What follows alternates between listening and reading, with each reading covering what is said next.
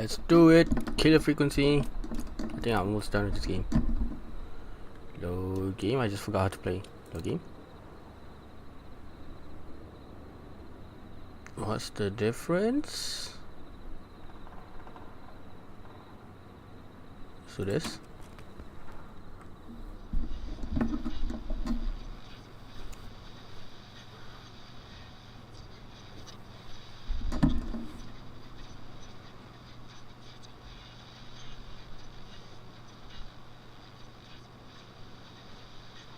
From up here.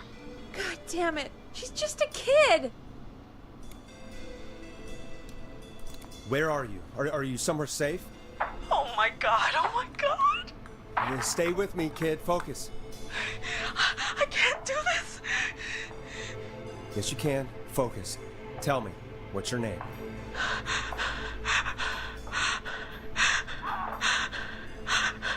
Sweetie, you can do it. What's your name? Carrie. Good, good. Carrie? Use your listen to powers, me. Carrie. We're gonna get you out of there. All right? Now, where are you? The old murder house. Upstairs. I'm at the end of a hall. There's a bathroom, a couple bedrooms. Is he on the map? Oh, he's coming. Where should I go?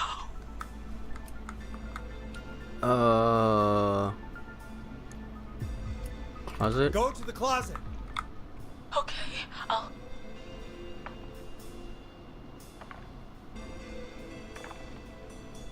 He's here. He's here. He's gonna kill me. Forrest, I don't think we can... Chill. Don't move.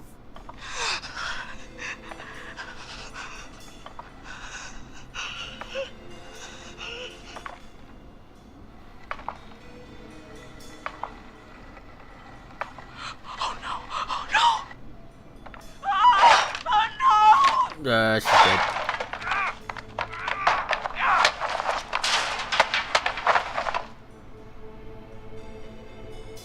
Forrest! Boo. What? What? What? Are you kidding me? Okay, what the hell is going on here? Oh, who's on the phone, Carrie? The cops? It's just a joke, jeez. Wait, Jeez. isn't that... God. Jimmy, that wasn't funny, you sicko! Of course I called the cops, but some guy just answered instead. What guy? Forrest Nash. What the hell are you all doing? It's prank night, old man. We're just having fun. That's the kid. The kid who called in earlier pretending to be the whistling man. That's it. I'm out of here. Jimmy, everyone, it's really not safe to be out. Please. Go home. Go home. And waste whistling night? No way. That little idiot. Whistling night? It's a stupid tradition. Especially stupid since that one kid died back in... Would you take off that stupid mask if it's hard to breathe? Who's under there anyway? Is that you, Seth? Idiot. Seth is right next to you. That's, wait. Oh, rip. Oh no. Who are you? Oh no, man. Oh, no. Everyone, get inside! Everyone, run! You two, barricade the door. Scott, Heather, you barricade the back. As long as he's out there and we're in here, we're safe, right? You bought time, but not much. Forrest, we have to... Heather, I already called the cops. Forrest picked up. He's the best we're gonna get. Who is with you, Carrie? My friend, we drove out to the old murder house and... Oh, of course! The van! Let me save. I feel like some shit is gonna happen. Save. Who's got the keys? Jimmy had them. Jimmy. Jimmy's dead.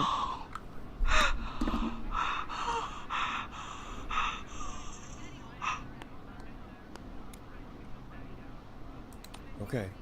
It's gonna be okay, Carrie. Right. Right. We'll figure something out. Between all of you, there's gotta be a way to beat this. Just sit tight, okay?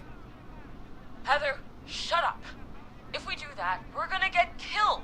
If only Jeannie were here. Jeannie? Jeannie McPherson? Our intern Jeannie? Yes. She's my best friend and the smartest one out of all of us. She stayed in tonight. Forrest, listen. We'll see what we can come up with, and, What? Scott, you're not any good at... And... No, Chad. No, Out not of all Chad. of us, you're not the one to... Everything okay? No. We're figuring out a plan, but everyone's volunteering to do things they're just bad at. I think we can figure out what to do, but I don't think we can agree on who should do what. I think you'll have to be the tiebreaker, or else these idiots are gonna get us. Oh, killed. rip. But I Shut up, you... Ugh. Forrest, I'll call you back. I don't know anything about your friends. These damn kids never learn.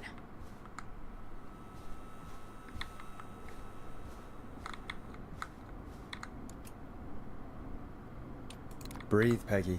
It's okay. They do this kind of thing every year, Forrest. People get hurt.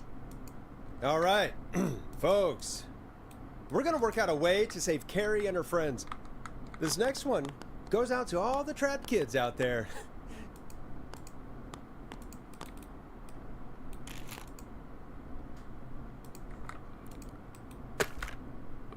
Listen to this song while you try not to die. Hope you enjoy this one as much as I do.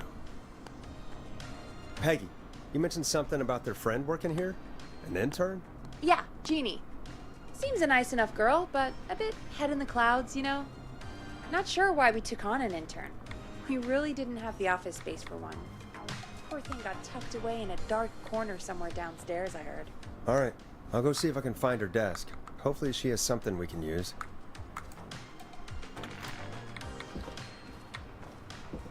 Peggy said her desk is downstairs.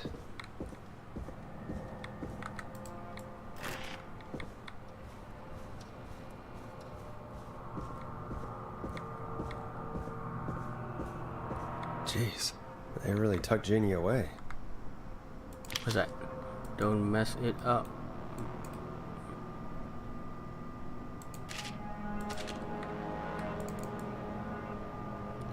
Jeannie, good luck. I'm so proud of you. Make lots of friends and work hard, Mom. Yes.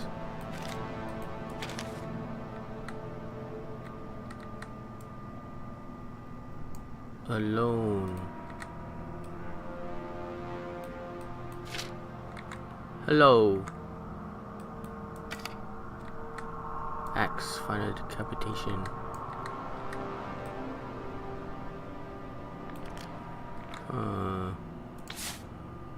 The creepy hour.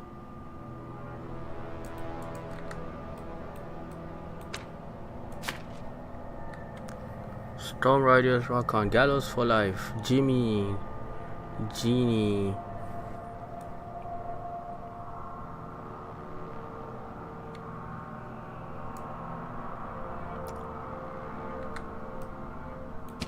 Aha.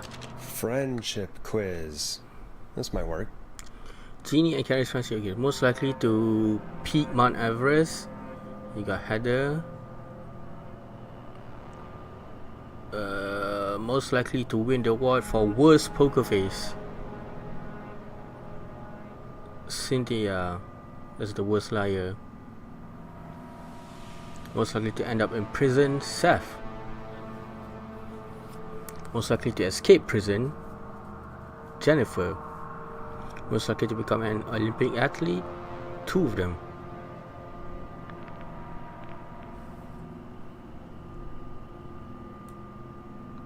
Most likely to pass their driving test without any errors. Jimmy, but Jimmy's dead. Most likely to win an Oscar. Both of them. Most likely to beat everyone at go-karting. Scott's a good driver, okay. Most likely to trip while running in a horror movie, Jimmy's dead. Most likely to end up in a car crash, Scott. Oh. Ooh. He's good at go-karting. Or he's gonna crash.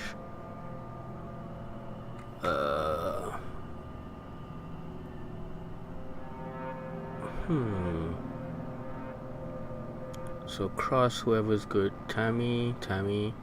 Scott's gonna crash. Yeah, so Tammy should be the one driving. Okay, let's go.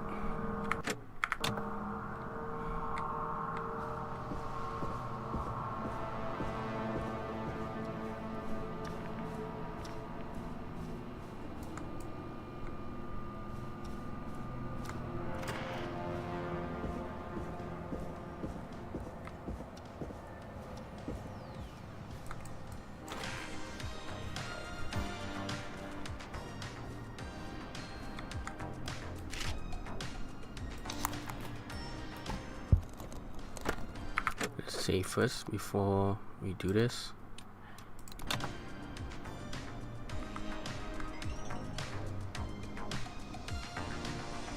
Hey, you find anything that'll help us out? Yeah, I found a friendship quiz with all these kids on it. If you think that'll help, then good enough. Carrie's on line 1, whenever you're ready. Let's go. Turn off the music. The word. This is Forrest Nash, back again with an unlucky caller on this unlucky night. Carrie, are you there? Yes, we've got a plan, but we can't agree on who should do what. You want me to be the tiebreaker? Exactly. I'm ready. What's the first step? Okay, first things first, we'll need a spotter. Someone who can keep an eye on the killer. We'll need someone on the roof. It's gonna be a hard climb. We're deciding between Heather, Kyle, and Hot David. It's gonna be Heather. Heather's got this. Yes, Heather, he picked you. Now please, stop talking about all your cheerleading trophies. Part 2. The Whistling Man padlocked the gate back to the road. Before we drive out of here, we need someone to pick the lock. Seth, Jennifer, and Scott all want to do it. Seth's the guy's about to go to prison, so let's do it. Seth. Seth.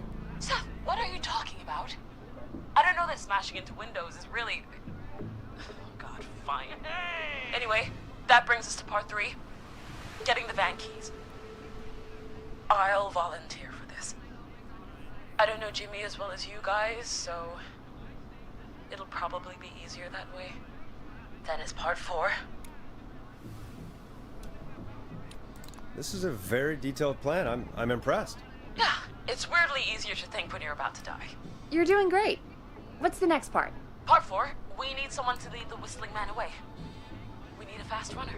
For this one, we're trying to decide between... who was it again? Hot David, Cynthia, and Scott.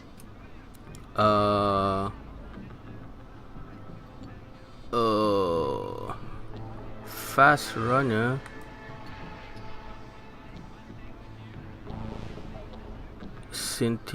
Jennifer or Cynthia. Most likely to escape prison, Jennifer or... Oh wait. Olympic athlete. Hot David. Let's do Hot David. Hot David. Yeah, you spend a lot of time running shirtless. You got this, Hot David. Sweet. Okay, let's recap. We get the eyes on the roof. Yep. A runner distracts the killer while we grab the van keys and pick the lock on the gate. Now the tricky part. The getaway. Ooh, what's the plan there? Well, we can't all outrun the Whistling Man. But he thinks we're just a bunch of stupid Oh wait, no. I messed up. Let's do that again. kids.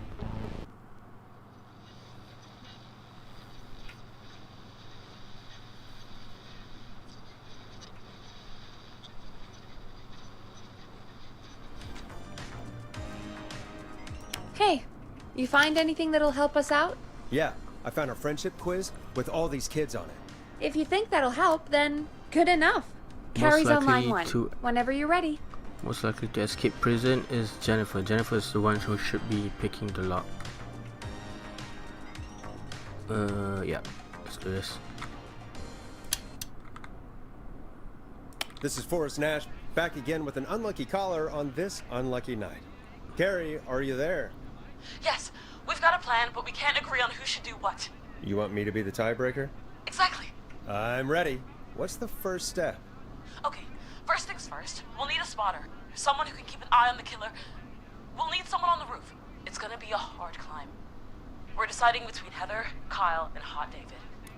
Heather's on the roof. Heather's got this. Yes, Heather, he picked you. Now please, stop talking about all your cheerleading trophies. Part 2, the Whistling Man padlocked the gate back to the road. Before we drive out of here, we need someone to pick the lock. Seth, Jennifer, and Scott all want to do it. Let Jennifer do that. Jennifer. Jesus, Jennifer, you carry a bump key? Why didn't you say so earlier? Anyway, that brings us to part 3. Getting the van keys. I'll volunteer for this. I don't know Jimmy as well as you guys, so it'll probably be easier that way. Then it's part 4.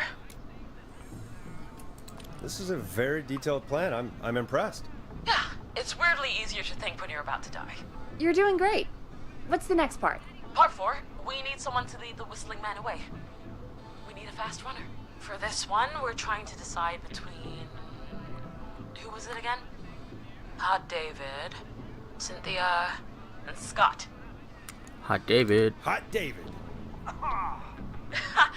Yeah, you spend a lot of time running shirtless. You got this, Hot David. Sweet. Okay, let's recap. We get the eyes on the roof. A runner distracts the killer while we grab the van keys and pick the lock on the gate. Now the tricky part. The getaway. Ooh, what's the plan there? Well, we can't all outrun the Whistling Man. But he thinks we're just a bunch of stupid teens. So, let's use that against him. Part 5. We trick the killer into a trap. Someone can pretend to be injured. Who would make the most believable bait? Who you got? We got Lisa, Tammy, and Cynthia. Who's the best liar? Not Cynthia. Tammy's driving. So Lisa, where's Lisa?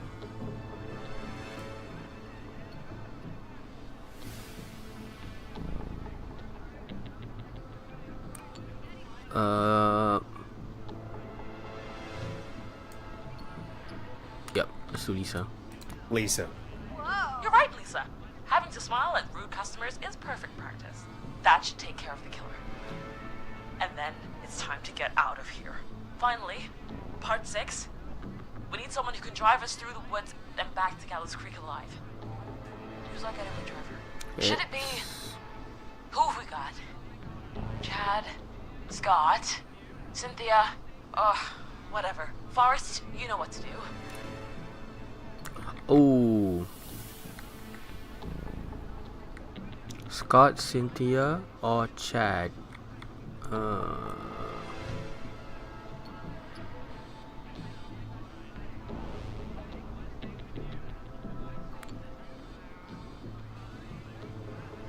Not Scott, he'll crash. Cynthia's gonna crash. Chad's not gonna crash. Chad. Chad. Oh, perfect. Your go-karting experience will be great, Chad. Thanks, Forrest. We'll just take a few seconds for ourselves, and then it's go time. Sounds good. Talk to you in a sec. Good luck, Carrie. That actually sounded like a pretty good plan. Impressive as hell, right? Damn straight.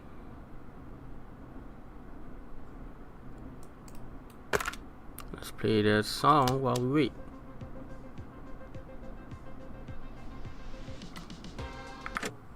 First,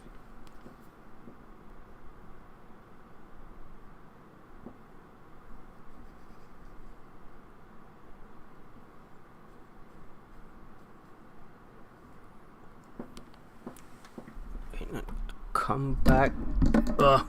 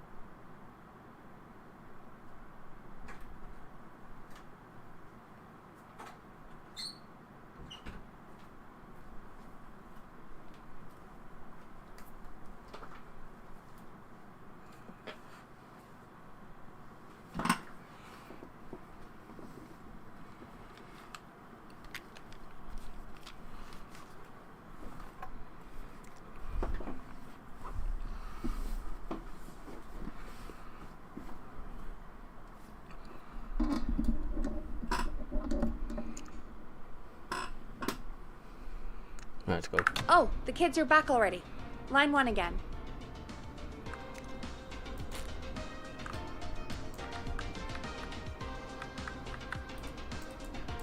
How do I throw the ball again?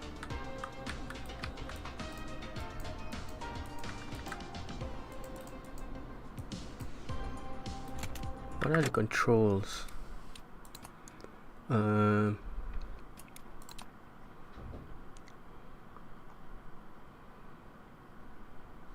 R is throw.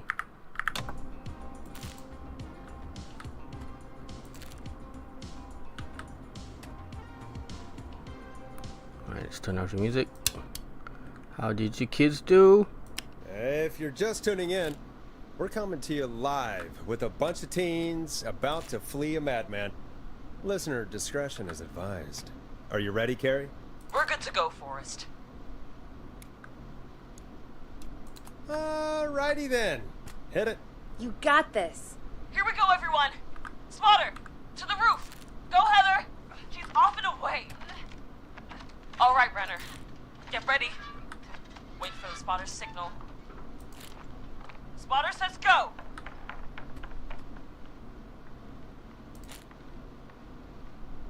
He took the bait. Lockpicker, go.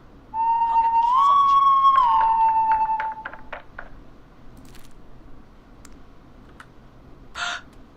Oh, Jimmy. Oh, his face is... The keys, Oof. Carrie. You need to get the van keys. His face is lying next to him, Forrest. Oof. He got caught. Oh, God. Focus. Breathe. Right. The van keys. Got him. It's Jennifer got the gate unlocked. And Hot David should be back any second. Perfect. It's working. I can't believe it's Yes. actually working. You're doing great. Focus. You got this. We got this.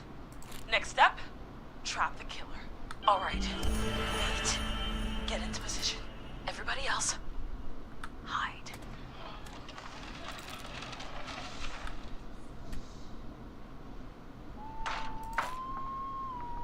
Okay, performer. Now, act like your life depends on it. Oh. There he is. He's buying it.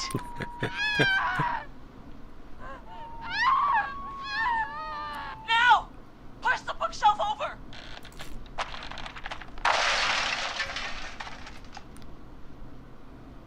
Oh my god!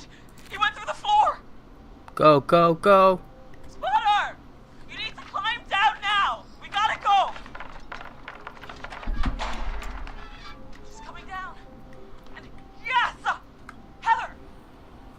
Quick, everyone to the van. Driver, take the keys. Let's go, Chad. The damn gate swung shut.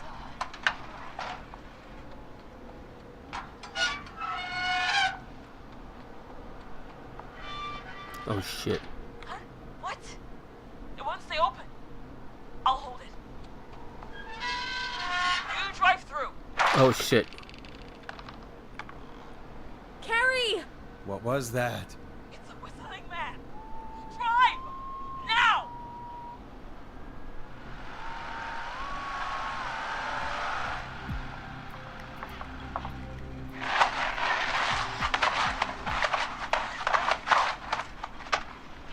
Let me go! No. Just drive! Oh my god. Please, no! No!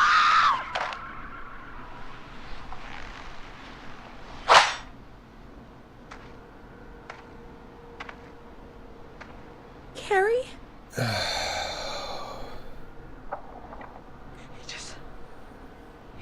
He just stared at me. Carrie! Carrie? Just stared at me. And walked into the woods. I don't understand. Thank God you're okay. Can you get somewhere safe? I can make it home. both for helping.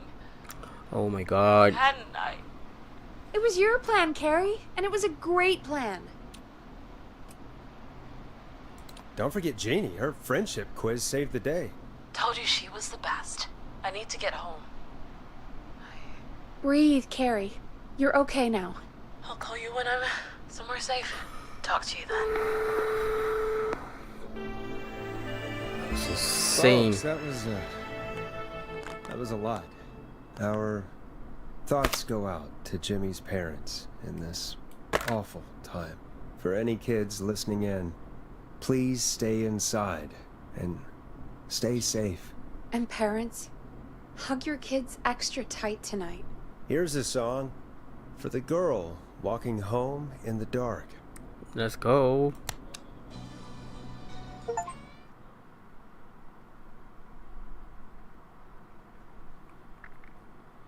Hey, we had a call come in. Save. Oh. What's the call? Hello, caller. Forrest Nash here. Listeners, we've got another caller live on 189.16, The Scream. What's on your mind, caller? Hey, Forrest. I just wanted to phone in and say that I think I speak for everyone when I say that you're providing a real service for Gallows Creek tonight. It's cool what you're doing, man. Well, I'm just doing my job, friend. Anyway, tell me about yourself. What's your name? Are you keeping safe tonight? Yeah, man, I'm good, thanks. I'm at my roller rink, trying to get everything ready for the Harvest Festival tomorrow. I had a guy from Starling Security here earlier installing the Starling 4000 system, so I'm a little behind. As for my name, my friends call me Roller Ricky, and I now consider you a friend, my man. We're friends now, huh? Well, that's kind of you to say. Thanks.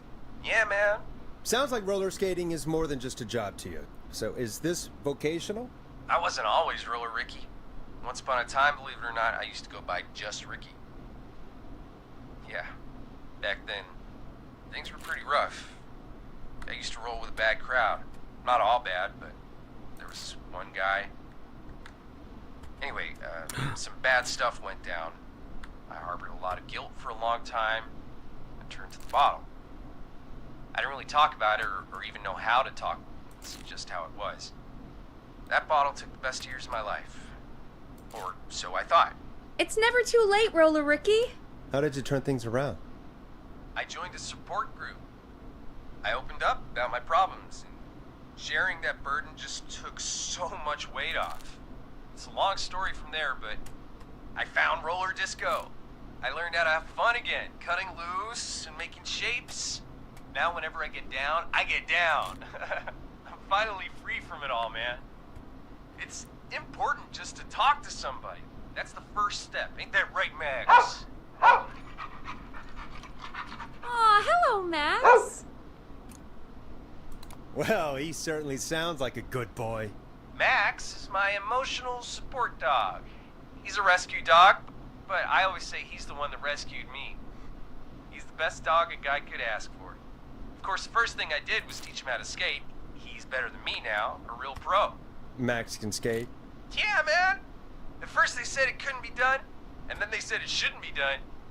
But Maxie loves the rink, man. Is that another train, Maxie? Oh no. Maxie loves trains, man. He's even got that special how to greet them. It sounds like you two make a great pair. Maxie appreciates all the positivity you're throwing out, my man. You know, I'm actually hosting free skating lessons tomorrow at the festival. I think it's a great opportunity to give back to the community. Man, all this talk of skating's got me itching for a boogie. Before I switch my radio off for the night, could I request a song for us? Hell Something yeah. I can groove to, you know, something funky. It'll be me and Maxie's final boogie breakdown tonight. Then I think we'll take it down a level. I can do that. Thanks again for calling. You and Max, be safe now, okay? Bye, Maxie. You got it, man. Peace. Well, folks, this next one goes out to Roller Ricky and Max. Enjoy. Let's go. You're gonna love this next track. I really needed that call, you know, after everything. Yeah, I get that. He talked a bit much for my taste, but it is inspiring to hear somebody come back from the brink like that. Yeah, that's what I meant. You were thinking about Max on skates, weren't you? Well, would you look at that? Another caller on the line. What are the odds? Better take it.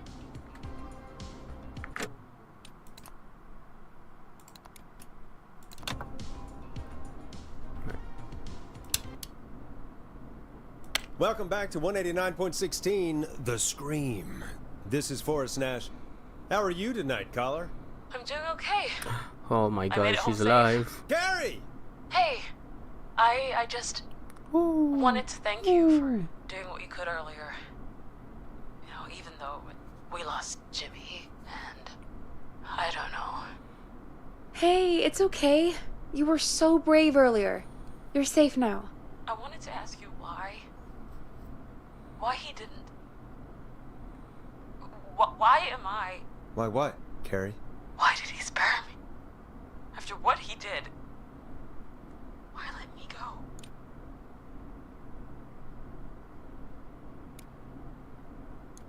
Maybe he only wanted to hurt the pranksters. Maybe. Did he just think everyone was making fun of him? Did he always hate these hazing rituals? I mean, if he did, why wait all these years to... Why do this now? These stupid hazing nights have to stop. Carrie, you did so well tonight. Stay safe and rest. Help is coming to Gallows Creek. We just need to hold on. Thanks, Peggy. Hey, Forrest? Wait, before you cross the song.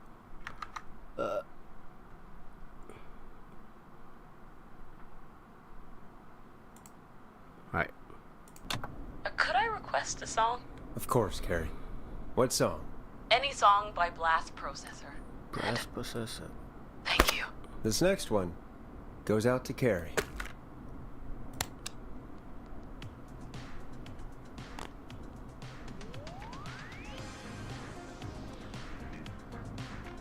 You know, what Carrie just said has really got me thinking. About what? The whistling man left her alone. Why? There must be a reason. When it comes to masked whistling killers, I don't think a reason is a key part of their process. Well, it's something to consider. I need to take a break. If you want to stretch your legs, now's the time. Just hit the Peggy button when you want to get back on air. Let's check out the ground floor just to see what I missed.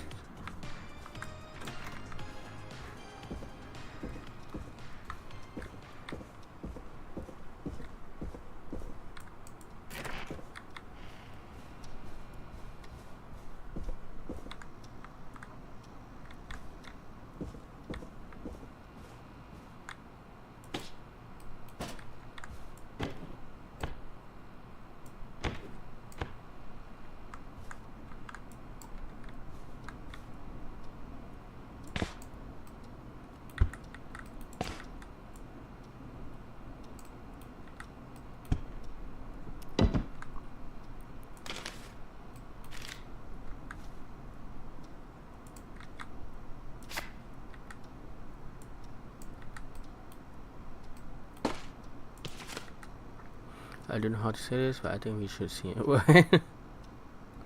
You owe me $5 for the festival tickets.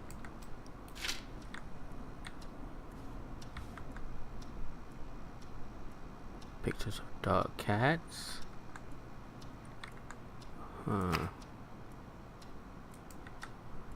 Dateables.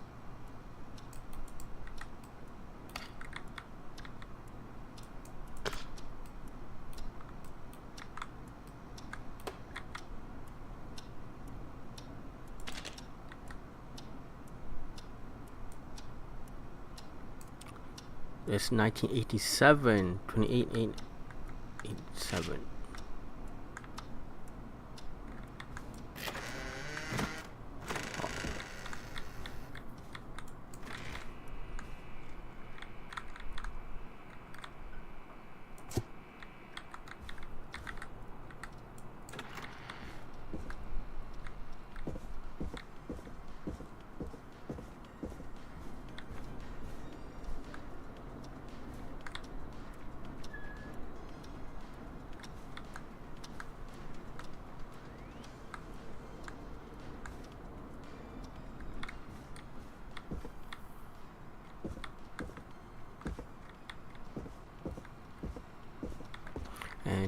the fridge. Nothing.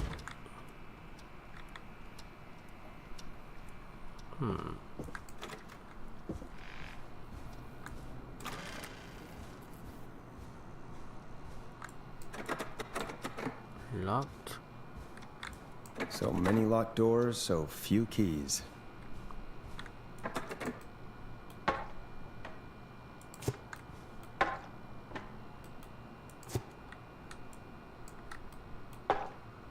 That's not opening.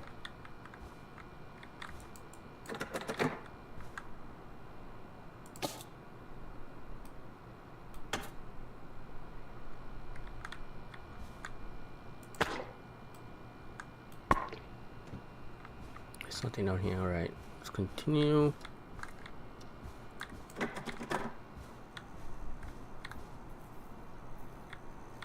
I need a key to get in there.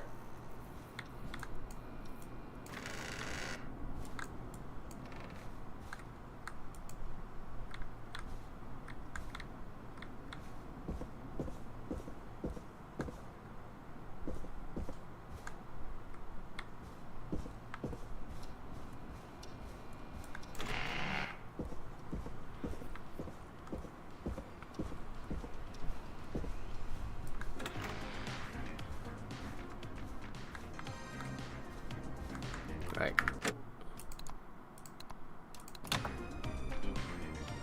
Ready. Let's get going, Peggy. Alrighty, we could run another segment or...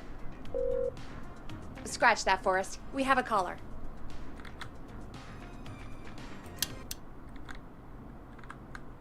You're through to 189.16, The Scream. What's your emergency? Hello again, Forrest. Oh, that call with the teens was awful. Those poor kids.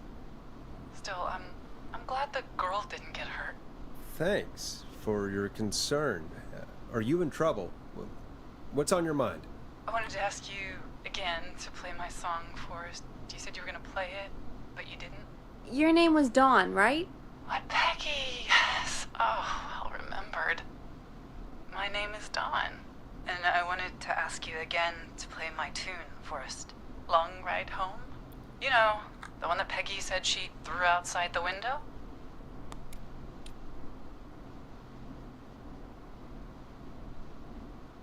You must really love that song. If you're calling up to ask for it when you know we don't have it. Well, I do love it. And I don't want to argue, but you do have it. It's just outside the window. Oh my god, There's you're a the serial killer. killer on the loose. I can't just go outside hunting for a record. I'm really sorry, Dawn, but we just can't get it right now. But wasn't the Whistling Man just at the old murder house? It's miles from the station. It won't take you a second to grab it. Don, I'm not sure if you've heard, but there's something unnatural about this freak. He's fast. I'm not risking it. Oh, but I think you will. Forrest? Peggy, I'm calling with more than a request. Oh my god. I know something. I think I know who's gonna be next. What? Are you serious? Play my song, Forrest, and you'll find out. Oh my god. Well, folks, here's some music for you while I think things over.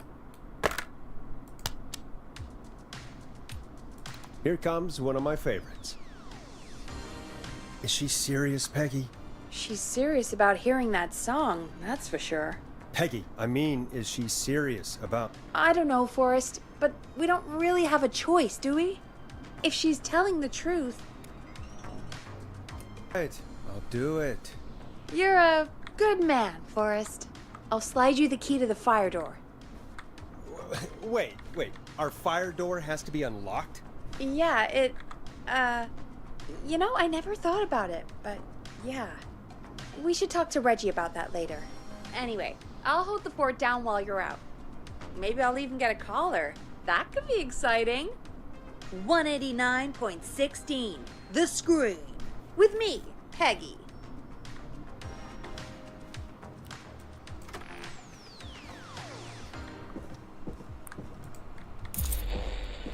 Fighter, that's what I need.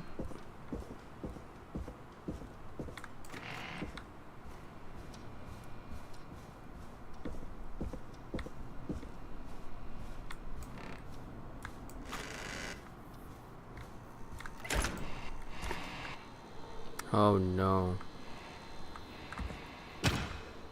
You know, I hope she'll be happy when I'm brutally murdered by the Whistling Man.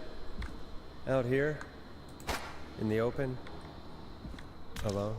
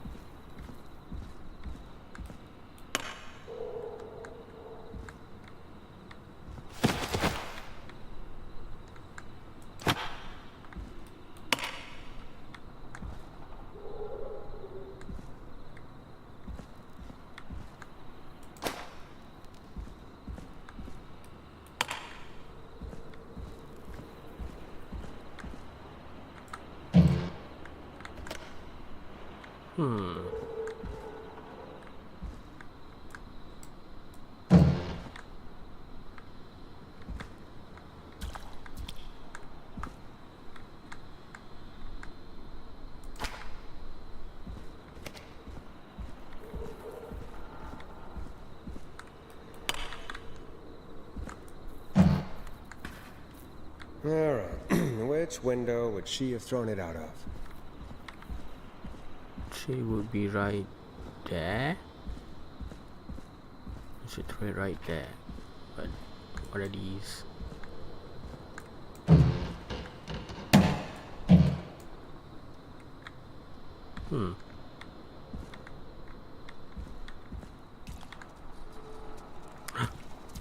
There's a guy right there.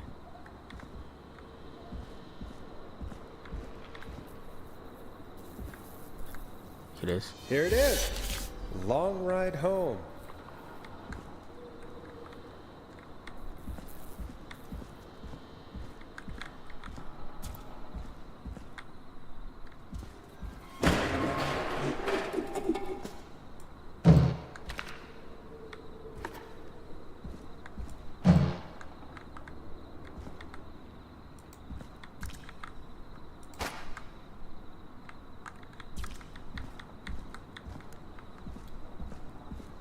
Gotta make sure you lock the exit door.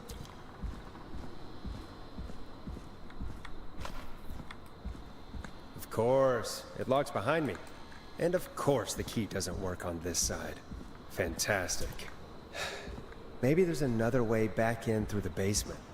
A door, elevator, or something.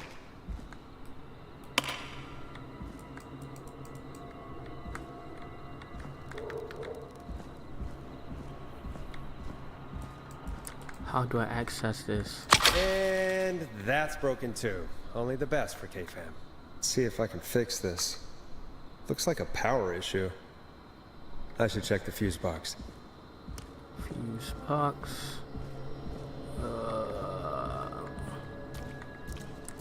Fuse box is this way.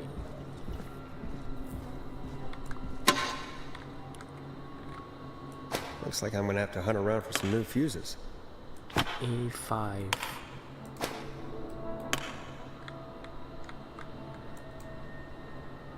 $70. Just got a bunch of A5s.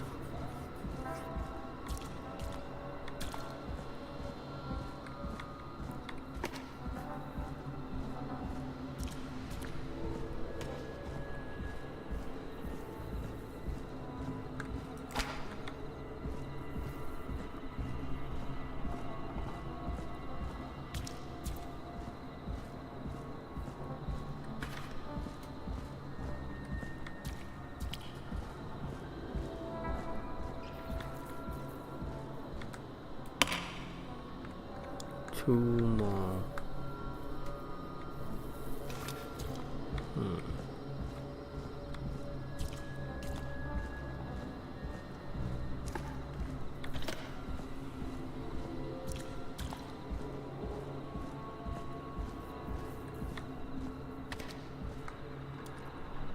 A30, A20.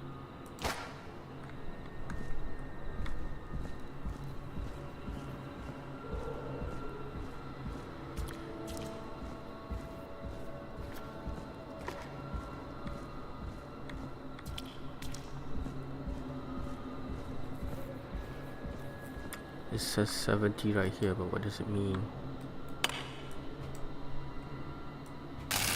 Nah, that's not right. Do the fuses add up properly? It is 70.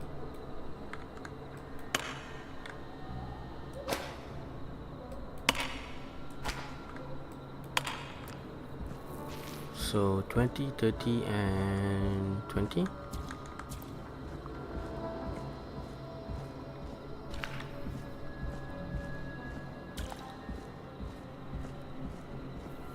Or 30, 30, and 10. 30, 30, and 15.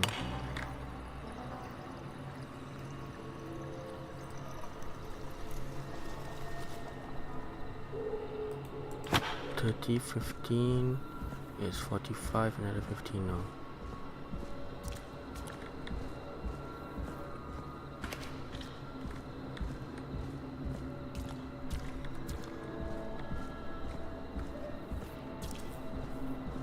That's 4, oh, 13, 35, and then 15 and 20.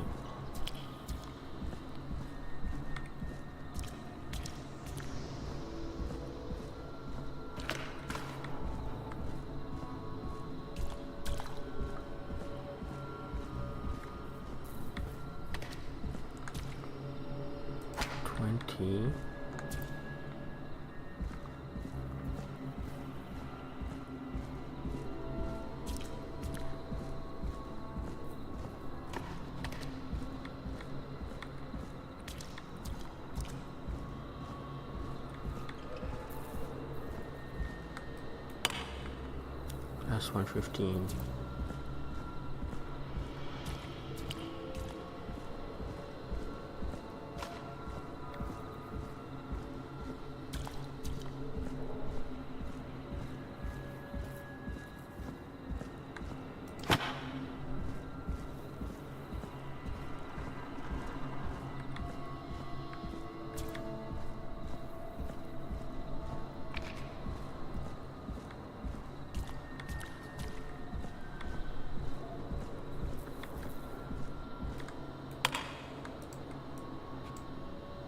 Bingo! Yeah.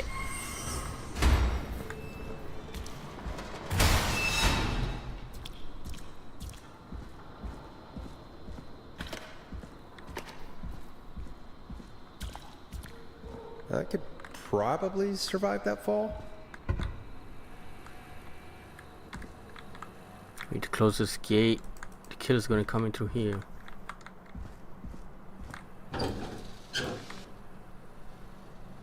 Looks like the janitor's closet. What did Peggy say his name was?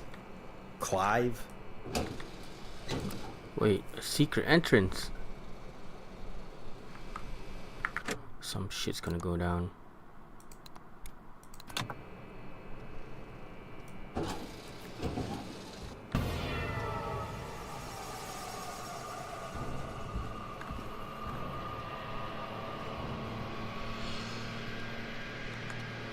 Who are these people?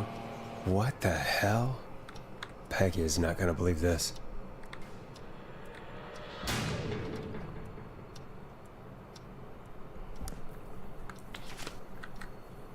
Kim Walker, Rebecca Allen, Ant Williams, Chuck Brody. Class of 69.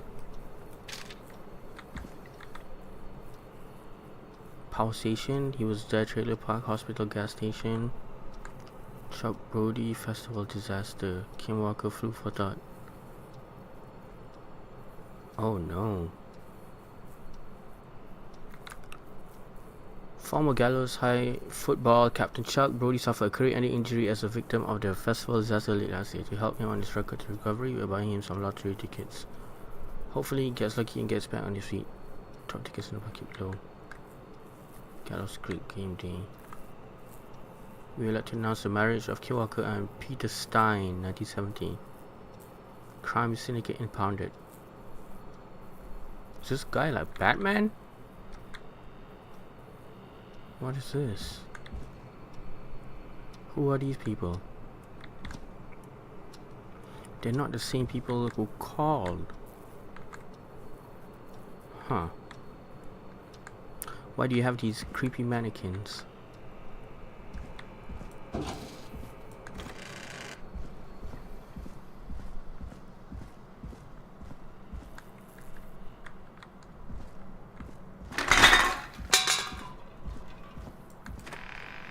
I wonder how the show's going.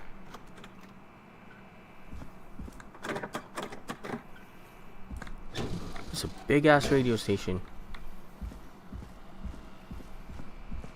God, please let this be the last locked door.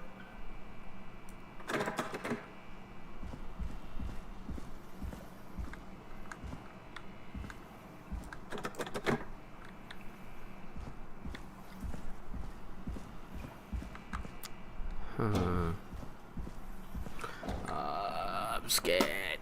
I don't want to die. I don't want to die.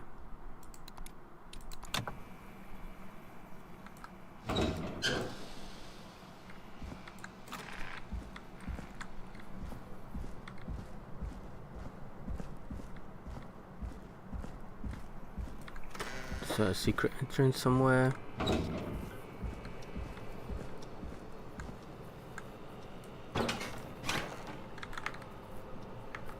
I can crouch now. But what does that do for me?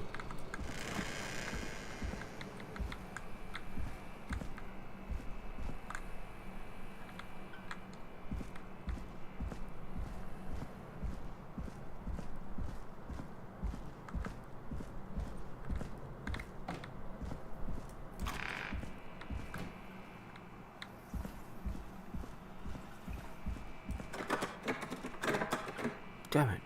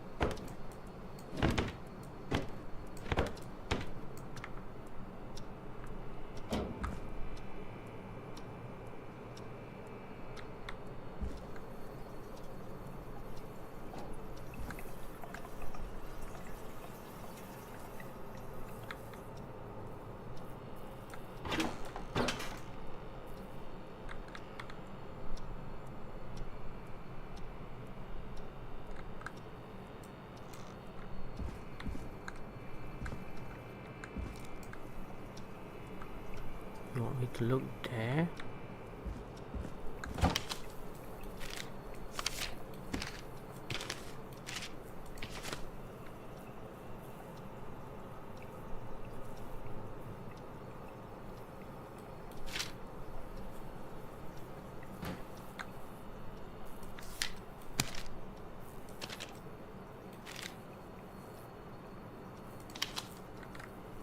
The two-year investigation into the festival has concluded. Investigators blame two engineers that were contracted in from the local power station. Lead engineer Ed Williams and junior engineer Sean Everett were distracted talking about horror movies while assembling the big wheel to construction mistakes. They have been ordered to do community service. Oh, people died.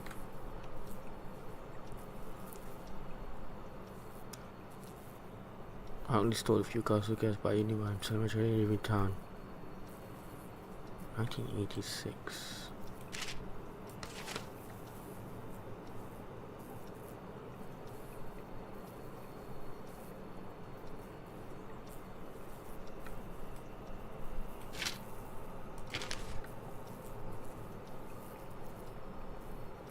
Charges at Gallows Creek yesterday afternoon after a bus failed to stop and crashed into a fuel tanker. The deceased have been identified as Gallows Creek locals: Mr. D. Rudd, Mr. M. Houghton, Miss P. Stein, Miss K. Stein, and J. Mildred.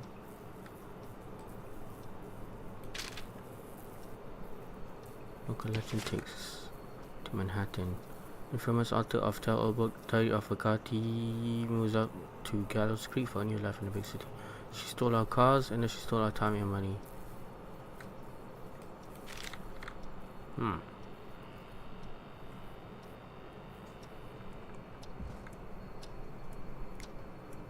It's almost 1 o'clock.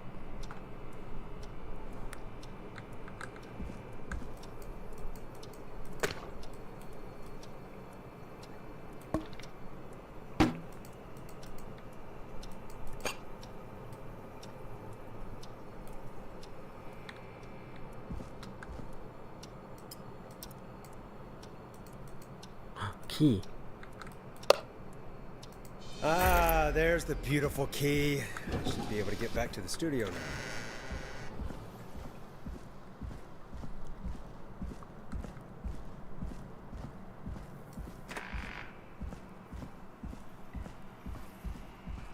Yes.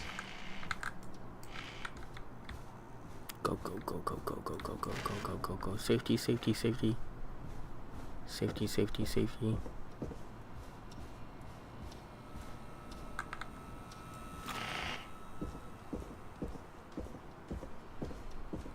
Safety. Thank Isn't God. that such a good song, folks? And now for... Jesus, Forrest, you've been gone for ages. I thought something had happened. Something did happen. Clive the janitor might be Clive the murderer. What? I'll start from the beginning. The fire door locked up. 240.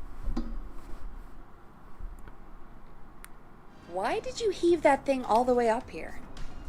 Because the basement's creepy as hell, and I don't like standing around down there. Fair. All right, let's run through this again.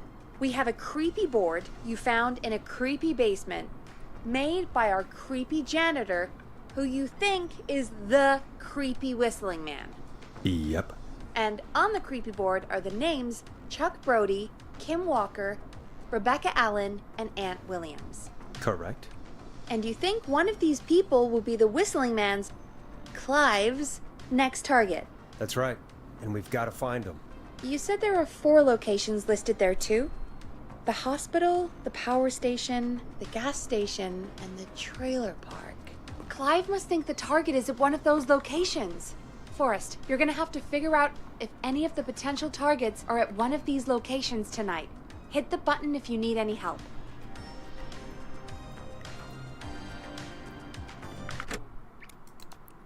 How do we figure that out?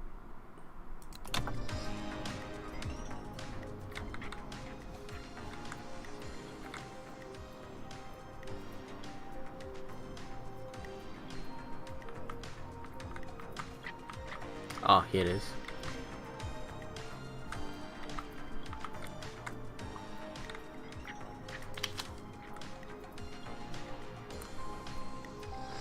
What's the date today?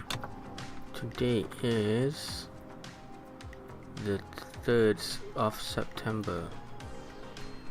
Today is the 3rd of September. Where is this? Tuesday 1st to Sunday 6th. They come on down to the yearly convention. Get started in a career in health. Featuring special mystery guests. Lead engineer responsible for the Gallows Creek Harvest Festival in December 2022. Quite rich health and safety convention, but where?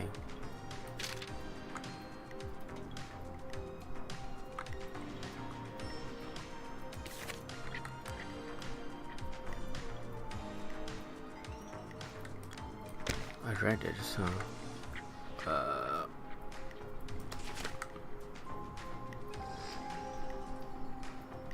Aunt Williams. Aunt Williams is at the convention center. So no, Aunt Williams isn't there. Okay, let's cross that out. Chuck Brody. From Gallows, Captain Chuck Brody suffered a career injury as with the festival. But where is he? To help in his road recovery, we are buying him a lottery ticket. Hopefully, he can get back on his feet. But where?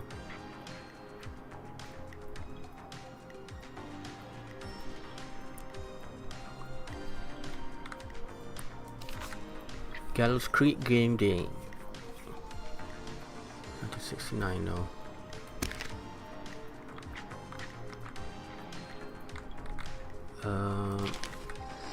Crime syndicate impounded. Police have today finally put an end to long-running car thieving. The arrests were made after a member gave out information on their co-conspirators. The informant, who asked to remain anonymous, have to be referred to as R.A. Walk free. R.A. Isn't that the guy who lives in the trailer park?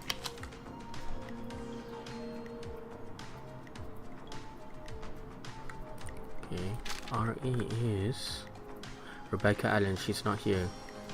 She moved away. Yeah,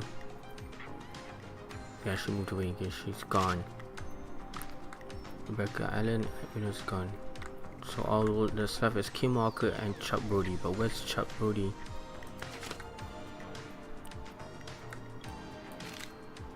Rebecca Allen is this.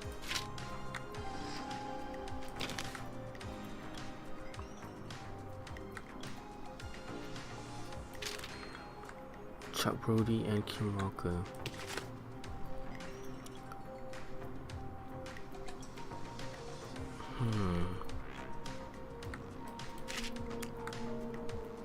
We would like to celebrate the marriage of Kim Walker and Peter Stein. So she's not Kim Walker anymore, she's Kim Stein. Deceased have been identified as Gallows Creek locals, Mrs. K. Stein. So she's dead. Kim Walker's dead, so only the one that's left is Chuck Brody. But where are you? Where are you, Chuck Brody?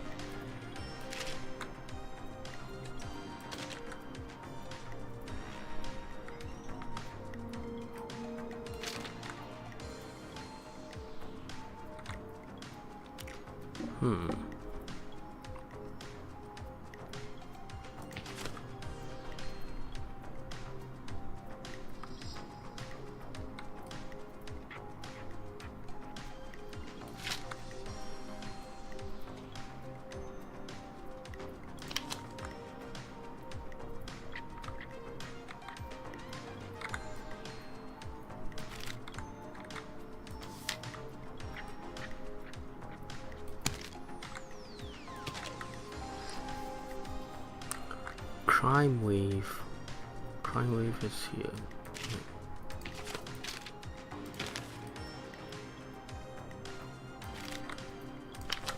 24-hour gas station bought by local ex-lottery winner. Christine Gas Repair has been sold to a man who won the lottery 14 years ago. The new owner claims it will keep me busy on an evening. He has asked to remain anonymous. So he's Chuck Brody's at the gas station. Got it. Got it.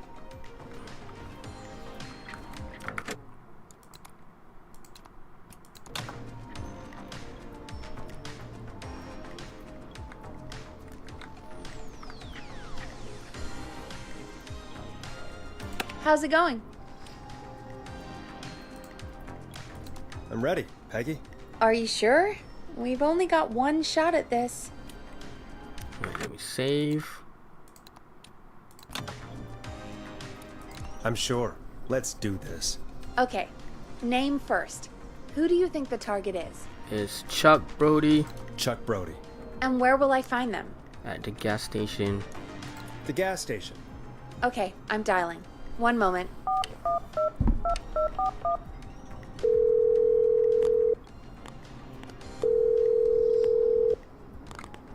Hello? Chuck Brody! Listen, I know this sounds crazy, but we have reason to believe the Whistling Man is coming for you. You need to get yourself and everyone else out right now. The Whistling Man? Who the hell are you? Who is this? This is Forrest Nash. Listen, the Whistling Man's back. We found a list with your name on it, and... Oh, God. It's today. The year I finally let myself forget. It's today. What happened today? Today.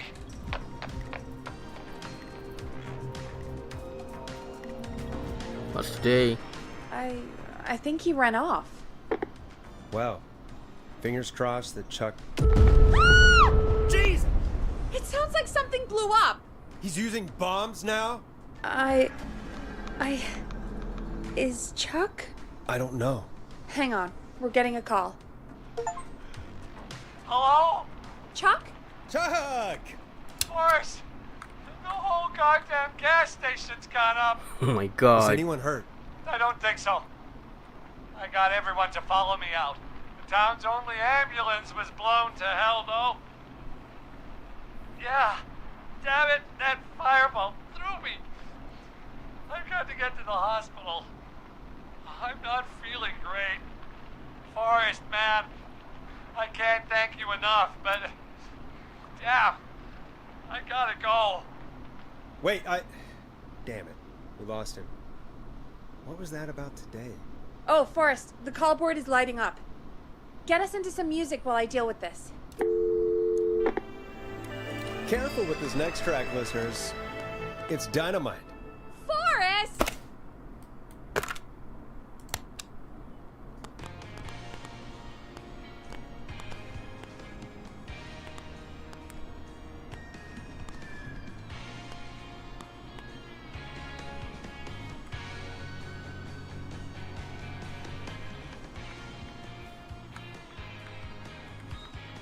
There's gotta be more in the basement to show us who Clive is targeting. And if that's the case, we can get ahead of him. Stop the killings before they can happen. Forrest, we need to go back down. By we, you mean me, right? Yep. Like I said, I need to handle all these calls. Maybe start with that creepy mannequin room you mentioned before. Oh, I still have a God. lot of questions about those, by the way. Me too.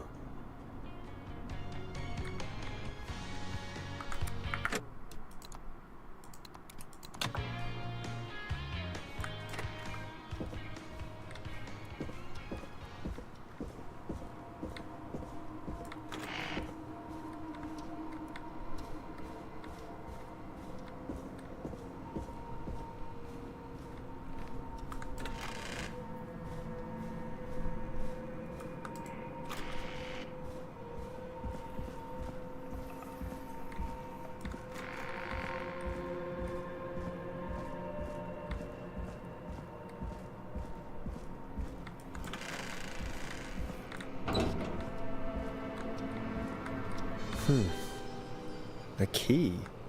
Was this always here? I must have missed it when I brought everything upstairs. Basement storage.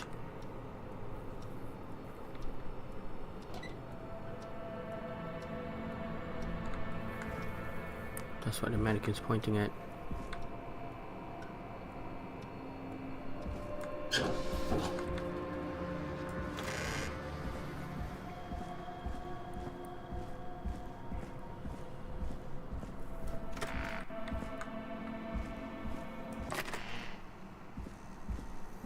Hey, Forrest!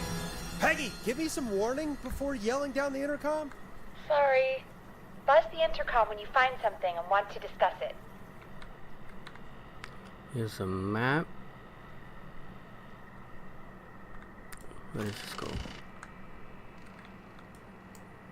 Some more to do here if I can leave. Okay. What's in these cabinets? No.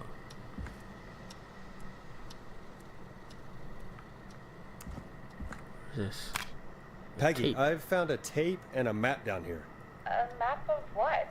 Looks like it might be to somewhere in this storage area. Weird. Well, maybe the tape will give us more information. Give it a play. Where?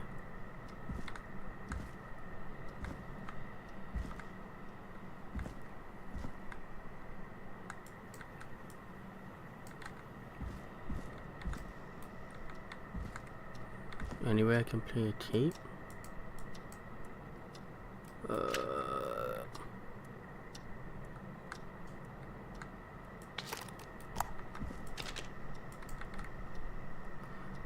Cassette tape is down there.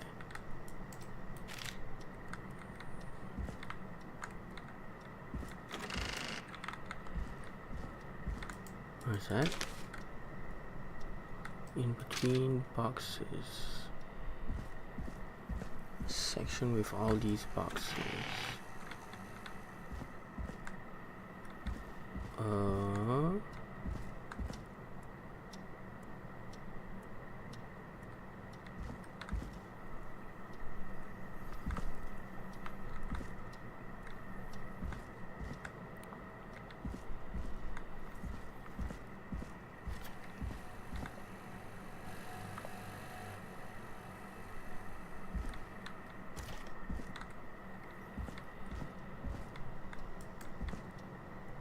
must be that.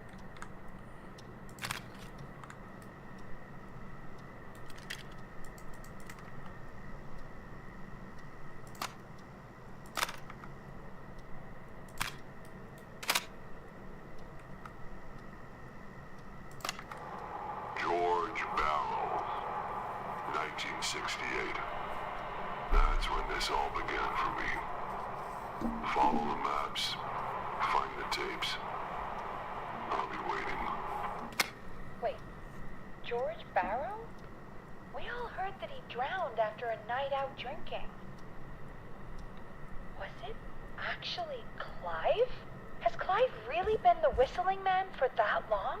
He says I need to follow the maps and find the tapes. I guess that's what this map is about. I think we need to see what else is hidden down here. Be careful, Forrest. Keep looking. Buzz the intercom when you found something.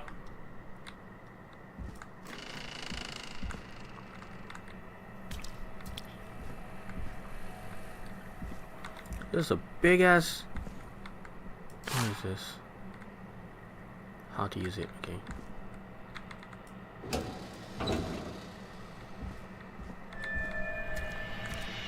Oh my god.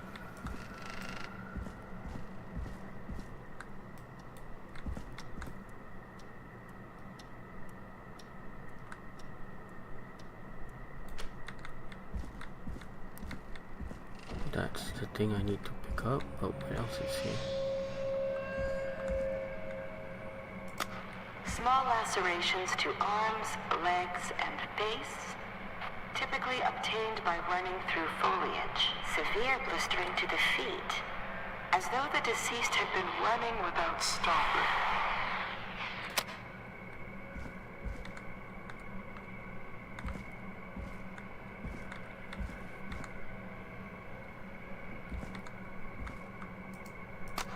Preliminary toxicology results shows no signs of inebriation.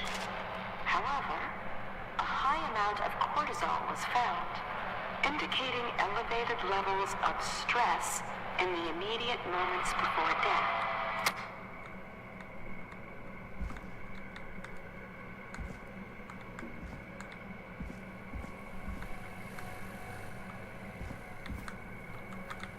That goes somewhere.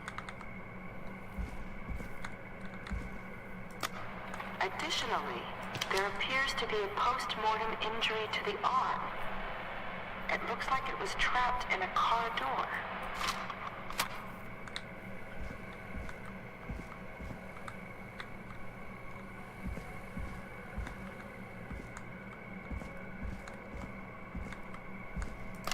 Time of autopsy is 7 a.m. Cause of death is asphyxiation from drowning. The degree of rigor mortis indicates that the subject has been deceased for 5 hours. That puts the time of death At 12 Time of autopsy is 7 midnight. a.m. Cause of death Wait, is no, 2 asphyxiation from a.m. drowning. The degree of rigor mortis indicates that the subject has been deceased for 5 hours. That puts the time of death.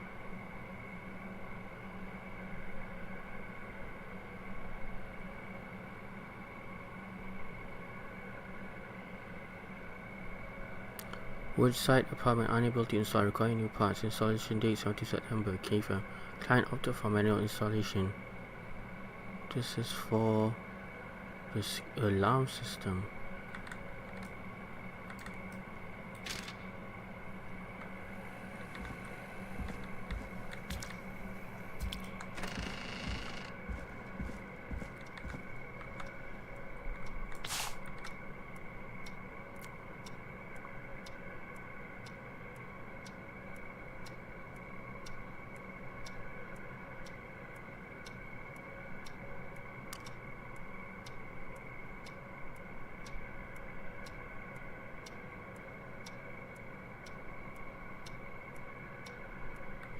Okay, I think we need this for the next one.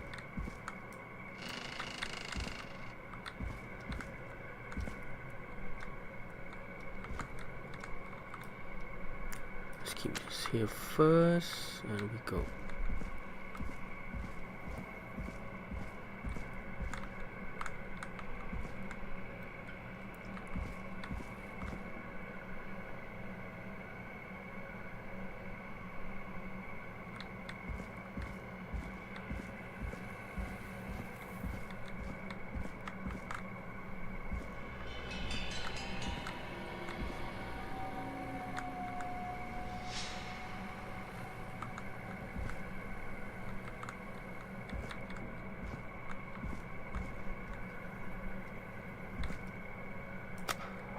If you're listening to this, then I'm probably dead.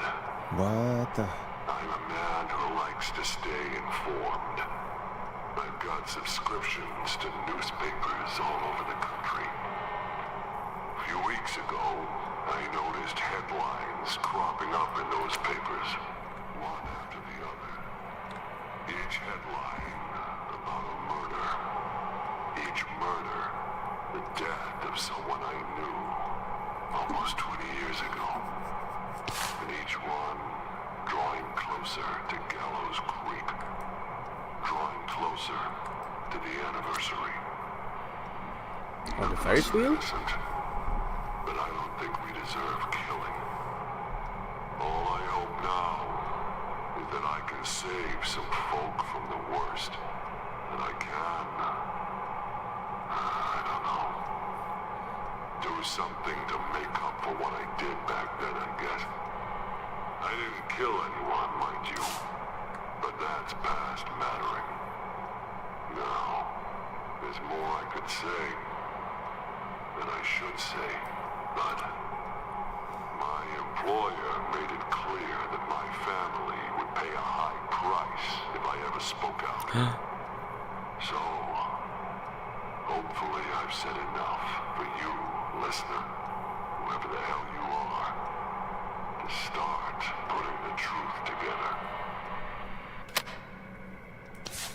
What the hell? Peggy is not gonna believe this. Is Peggy the killer?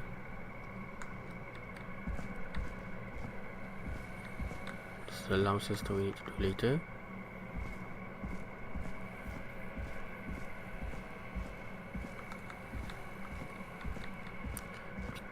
Because she threw out Dawn's CD, and then Clive, the janitor, said my employee would kill me if I told anyone.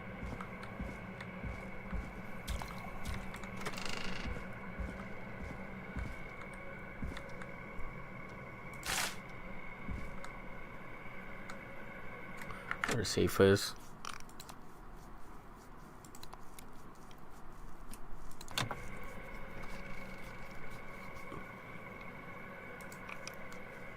What have you found, Forrest? It's an autopsy tape. Doesn't say for who, but I think it must be for George. Poor George. He was so young. Something's bugging me, Peggy. What do you mean? I swear I recognize the voice of the woman talking on the tape. I just can't place it. Seriously? Do you think you've met her before? I don't know. I mean, I just got here recently. I don't know. Found another tape. It talks more about how George died. What did it say? It sounds like he was running for his life. Sprinting through trees and bushes, getting cut up all over. What would drive someone to do that? I'm not sure yet. There's also a tape about a toxicology report. There were no signs of drinking or that he was on anything. What? But everyone said he went swimming drunk and drowned. It was in the newspaper and everything. I found a tape that introduces a new detail to the story. Post-mortem injury. Apparently, his arm got caught in a car door.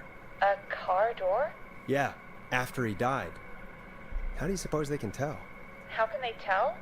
I'm a radio producer, not a coroner. I think I found Clive's last recording. I think Clive might be gone. Gone? I found a confession.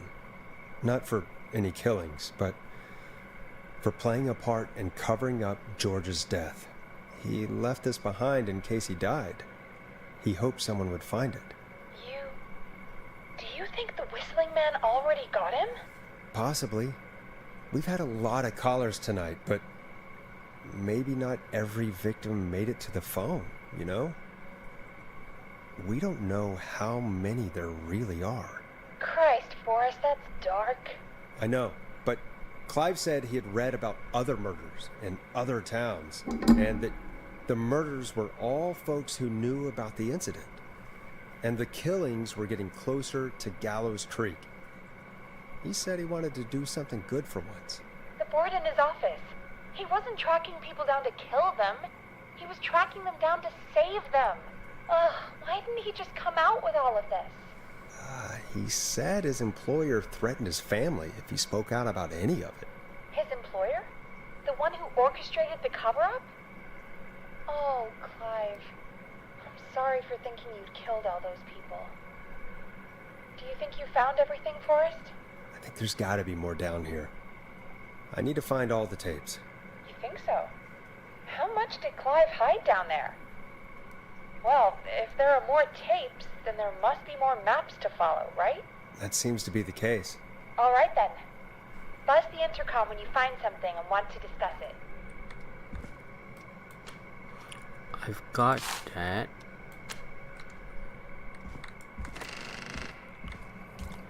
What picture is it?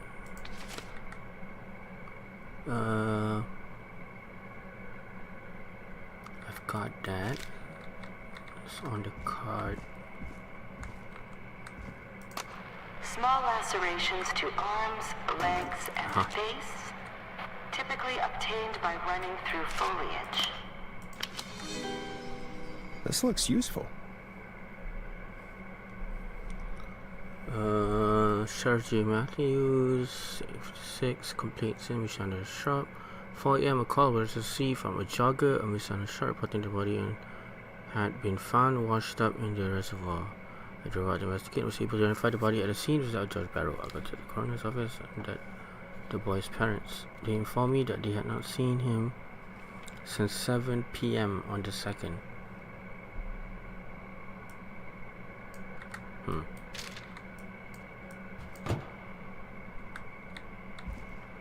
That thing points to here.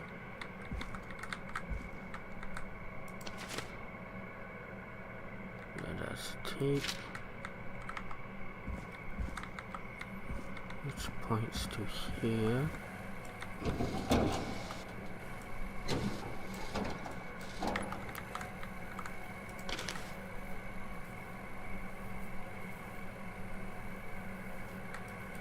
The last tape is back there. Back where I found the manual.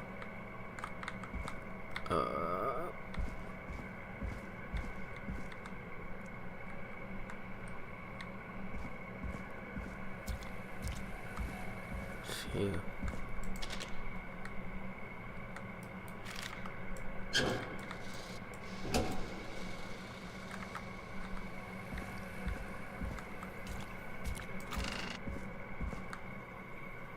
What have you found, Forrest? I found a police report. Mentions a friend from earlier, Sandra Sharp. Sandra. The jazz runner? That's right. She found George's body washed up at the reservoir. The reservoir? Yeah? What's strange about that? George got cuts from running through foliage, right? But there's no forest around there. Also, how did it wash up at the reservoir? What do you mean? Reservoirs don't have tides. But that's what the police report said. It's not possible, though. I did a school project on reservoirs and got an A. But, yeah, not important right now. The important thing is that it doesn't make sense. What are you suggesting, then? That the body was originally found somewhere other than what the report suggests? That the sheriff tried to cover it up, but accidentally let something slip? Something like that. I think. Well, Sheriff Matthews wrote the report. If he hadn't been eviscerated, we could have asked him. True. But Sandra is still alive. Once we're done down here, we should give her a call. Do you think you found everything, Forrest? I think there's gotta be more down here. I need to find all the tapes. You think so? How much did Clive hide down there? Well, if there are more tapes, then there must be more maps to follow, right? That seems to be the case. All right then. Buzz the intercom when you find something and want to discuss it. When entering codes and commands, sequential key depressions must be in 45 seconds one another. If 45 seconds elapse with a key depression entry will be rewarded and must be repeated when beginning, be sure to observe this precaution when performing any other procedures in this manual. If you make a mistake while entering a security code, stop, press the start button, start over. If you stop in the middle while entering a code, then immediately start entry over and... okay.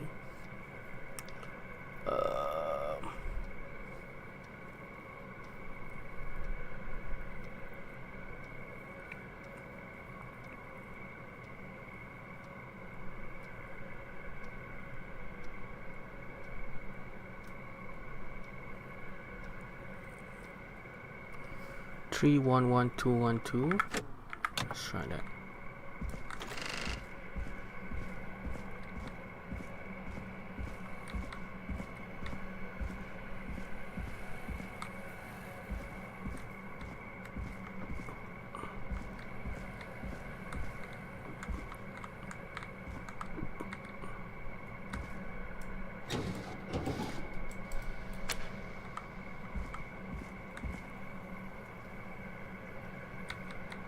This is the last one.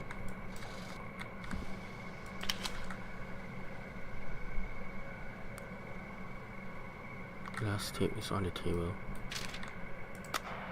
It is the coroner's opinion that the subject likely feared for his life and was chased, resulting in a fall from a height into a body of water, where he hit his head, was knocked out, and drowned.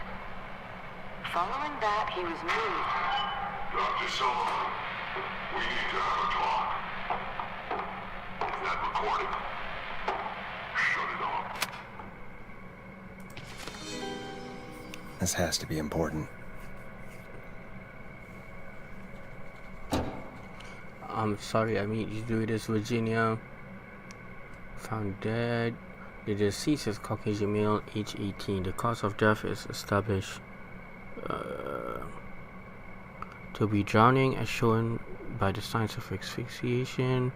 The braces found in the knuckles, given from getting fights in the past. Matches with no history of the deceased being aggressive. To observe, apart from the coroner's opinion, there's no evidence of foul play. Deceased had a high level of alcohol in their blood. It is of the coroner's opinion that he went swimming intoxicated, resulting in his drowning. Virginia Sullivan. This is the cover up.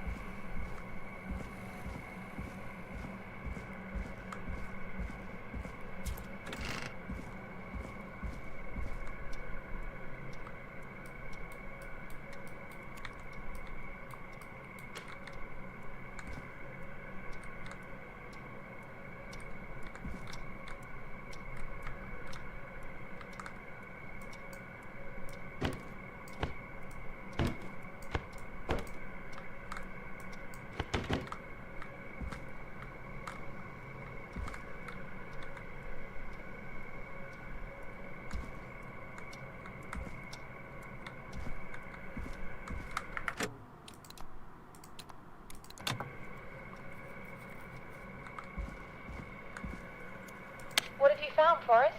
In another tape, the coroner comes to the same conclusion as I did. George was running from something. Maybe an animal? Maybe, but then there's this next bit, where the coroner thinks he was moved post-death.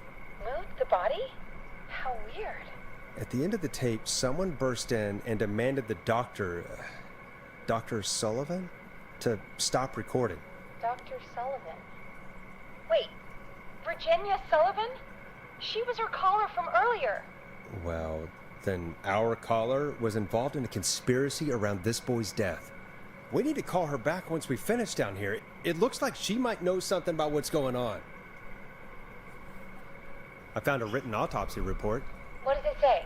According to that, it's just like you said at the start. George drowned after getting drunk. Said he liked to fight, too. But that contradicts the tape. I know. And I think I know why. There's a note with the report that says, "I'm sorry I made you do this, Virginia." If it was on the autopsy report, then Virginia must be our coroner. Wait, the caller from earlier, when we had to call the takeout restaurants, wasn't her name Virginia? Do you think you found everything? I think so. Forrest, what's going on here? It's a conspiracy. Someone wanted that boy's death to seem like an accident. And they hired Clive to make it look that way. Come back upstairs when you're ready. We need to figure out our next step.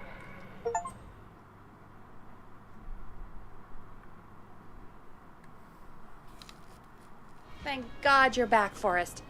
I've been running out of stuff to pad our airtime with. Peggy, you work in radio. Forrest, I'm stressed. I mean, really. How are we supposed to keep a show going with all this happening? This is our job, Peggy. We gotta do it. You're right. So, what's the plan now? I think we should call Virginia back. All right, I'll get her on the line. When you're ready, shut the music off.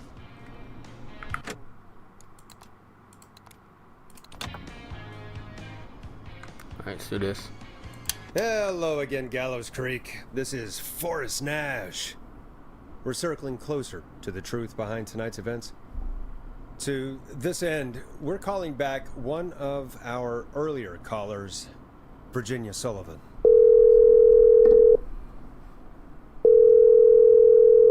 Fredman Plunker here? Who's this? Is it you? Goose. Plunker, hey, it's the Radio Man, Forrest Nash. Radio Man? What's up? Solving mysteries, saving lives. The huge. Right on. Plunker, what are you doing at Virginia's house? She asked if we could stay to keep an eye out for that whistling turd. So we're hanging out, bro. Well, that's big of you, Plunker. No, it's nothing. Can I speak to Virginia? Sure thing, Radio Man. I'll just go get her. Who is this? Hey, Virginia, it's Forrest. I'm glad you're still okay. Oh, Forrest. Sorry, I'm still jumpy. Sorry to hear that, but listen, hey, we need to talk. What about? We're calling because we think you can help us understand why this is happening tonight. Me? What would I know? Does the name Clive mean anything to you? Clive? No, I don't know that name. What are you asking about this for? You mentioned that name earlier when you called us the first time. I don't know what I said then. I was petrified, Forrest. Clive's the janitor at our station, and we know you spoke to him in the past. Forrest, please. You don't know what you're doing. He'll come for me. Virginia, it's okay. Clive won't be coming after you. We think Clive's dead. Dead? But isn't he? He's the whistling man, Forrest. Why are you so certain Clive's the whistling man? Because all those years ago, It's okay, Virginia. He's gone. We found evidence to suggest well... And we found your autopsy reports for George Barrow. How? I saw him destroy them. Well, he didn't. I don't know if he kept them or made copies or what, but we found them. And we know it's related to what's happening tonight, which is why we called you. Why did you write a false report? All right. One day, I came into work to find a boy on my my slab. And as I finished the autopsy, this man, Clive, he just burst in. And he started making demands to give over the reports, to falsify what I found. Of course I said no. But, well, when someone wants to make you do something, they can use the carrot or the stick. For me, he used both. You see, my sister is sick. She has a chronic condition that's never going away. It's expensive to treat, and it was getting to where I couldn't afford it. And Clive promised me that his employer would pay for my sister's treatment if I did what he said, and that if I ever spoke about this, he'd beat me to within an inch of my life. I don't know why he had me do it, but my sister needed me. You have to understand, she needed me. We understand. Thank you, Virginia. That was brave. God, I just want this nightmare to end. This will help end it, Virginia. Thank you. Stay safe, Virginia.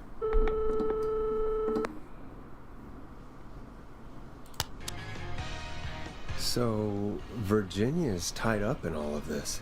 Clive threatened her to keep quiet about George's death. But for who? Why cover up these details? Well, we know Sandra was involved in George's death. Do you want to call her? I do. All right, but before we go asking questions, I think we should know what we want to ask. Is that fair? Yeah, we need to ask her about finding the body. She was the one who discovered it, but something just doesn't add up. 100%. She knows more than she's saying. I wonder what she's hiding. We'll hopefully find out soon. Anyway, just be careful when you're talking to her. Don't push too hard. We don't want her to hang up. I'll be careful. All right, calling her now. Hopefully she's at her jazz studio.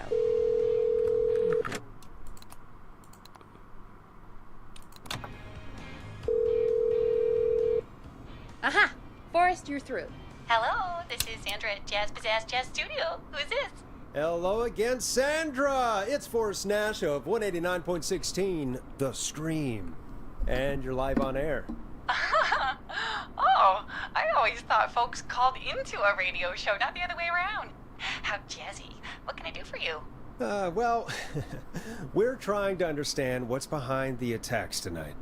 We had a few questions. Why, Forrest, of course. Heck, after the way you saved my life, I'd say yes to just about anything you asked. Really? Well, that sounds nice. I might just call you back tomorrow then, too. Oh, you got my number. But what about tonight? Is there anything you want to talk about right now? Remember why we called, Forrest? Of course. Do you know why the Whistling Man might have targeted you? Ha! As far as I could tell, he was just a knife-wielding psycho with superhuman cardio. He'd have chased after anybody. Right. Well, we think he might be chasing specific people. People who know about the death of a boy named George. Oh, I don't know anything about that. Sorry. Sandra, we know you found George's body. We have the police report. I don't know what you mean. It's okay, Sandra. We know. You do? You know about? Yes. Of course. This studio is my life. After I found the body in the river, I couldn't lose my studio. Do you understand? Sure. I understand. When the rent just kept going up, he said he'd stop if I just needed to keep quiet. And everything would be okay. Sandra? Who was he? He said if I told everyone I found the kid in the reservoir instead of the river,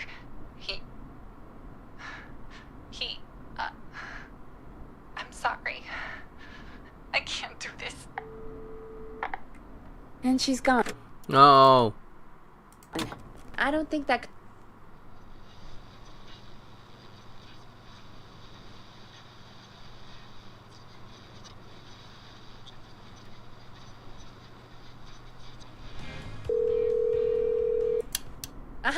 Forrest, you're through. Hello, this is Sandra at Jazz Pizzazz Jazz Studio. Who is this? Hello again, Sandra! It's Forrest Nash of 189.16, The Scream. And you're live on air. Oh, I always thought folks called into a radio show, not the other way around. How jazzy. What can I do for you? Well, we're trying to understand what's behind the attacks tonight. We had a few questions. Why, Forrest, of course. Heck, after the way you saved my life, I'd say yes to just about anything you asked. Do you know why the Whistling Man might have targeted you? Ha! As far as I could tell, he was just a knife-wielding psycho with superhuman cardio. He'd have chased after anybody. Right. Well, we think he might be chasing specific people. People who know about the death of a boy named George. Oh, I don't know anything about that. Sorry. Sandra, we know you found George's body. We have the police report. I don't know what you mean. It's okay, Sandra. We know. You do? You know about? Yes. Of course. This studio is my life. After I found the body in the river, I couldn't lose my studio. Do you understand? Sure. I understand. When the rent just kept going up, he said he'd stop if I just needed to keep quiet. And everything would be okay. Sandra? Who was he? He said if I told everyone I found the kid in the reservoir instead of the river,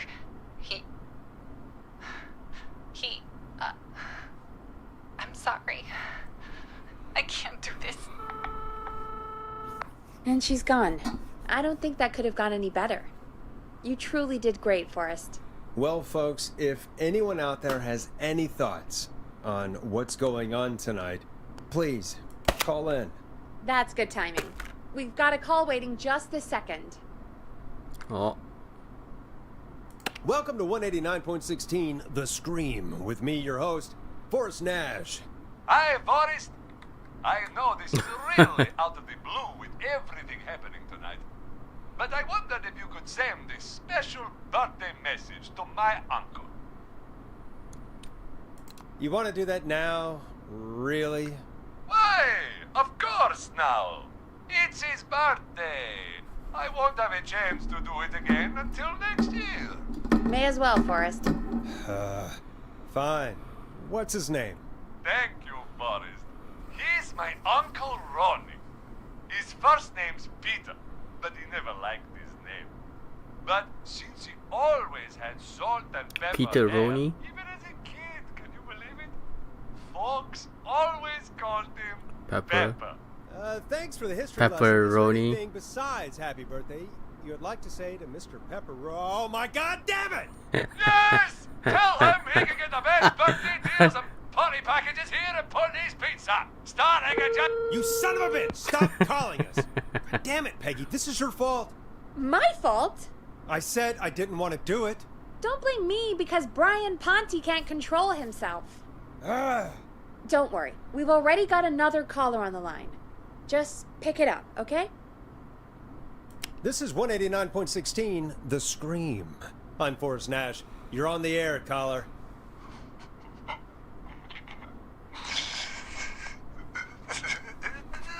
Caller. Are you crying or laughing? You're laughing. Ponte. Ponte's Pizza always delivers. Come rain or sleet or whistling man, we'll be there.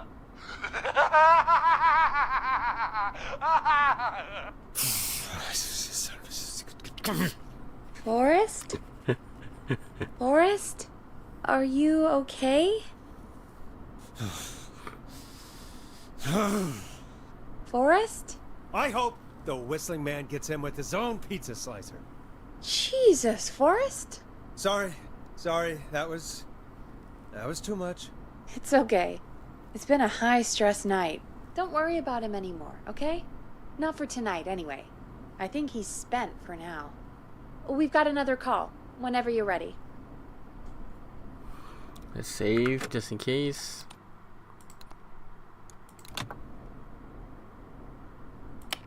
Folks, don't spend your money at Pawnee Pizza. That's all I'm going to say about that. Moving along, I'd like to welcome another caller to 189.16 The Scream. With me, Forrest Nash. Who, may I say, is calling? Well, hello again, Forrest. Don. Ah, I bet I know why you're calling. I'm sorry I didn't play your song. There's a lot going on. But please? Never mind that now. First, I'm calling because I need your help. Are you in danger? I sure am.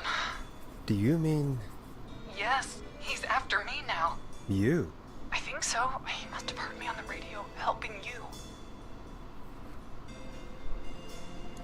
Right. Okay. Tell us everything. I was out following a lead, trying to work out who would be next, after Chuck. And what happened? And I started to feel like I was being followed. I came back to my apartment building, but this newfangled security system has me locked out. I need you to help me get inside. Can you go somewhere else? Home is the safest place I can be. Please, the front gate requires an entry code to open. I need that code to get inside. Which apartment block do you live in? Maybe one of our listeners lives there too. It's the new Woodside apartment building between the town hall and the trailer park. But I doubt any of your listeners live there. I don't have many neighbors. Sounds What's like that a sound? fine piece of real estate. The sound really carries at night. Shit. Sounds like a noisy part of town. It is. Boy, I wish he'd muscle that thing in. Oh. And now he's blasting David Scopo out of his window. Listen, I can't get any. It's coming down the street. I don't think he's seen me yet. Forrest, please. I need your help. I need the code for that security system, or I'm gonna die. What's the name of the security system? There's a sticker on the box. It says Starling Security 4000. There's a keypad, and it looks like it wants a 6-digit number. Starling Security 4000, huh? That's right. Very newly installed. I need the key code before the Whistling Man gets me. Yeah, of course. Don't worry, Don. Thank you, Forrest. I knew I could count on you. I'll sit out of sight. Call me back soon. All right, folks. Here's a little tune for you all to enjoy while I try to break Dawn into her apartment. You were pretty quiet there, Peggy. Forrest, was it just me, or was there something... Yeah, it wasn't just you. Something was weird about that. Yeah. Well, tell you what. We have a Starling 4000, or whatever, here at KFAM. Clive bought one for the station. Maybe we can find something to help. Well, I'm not sure who. But to help someone.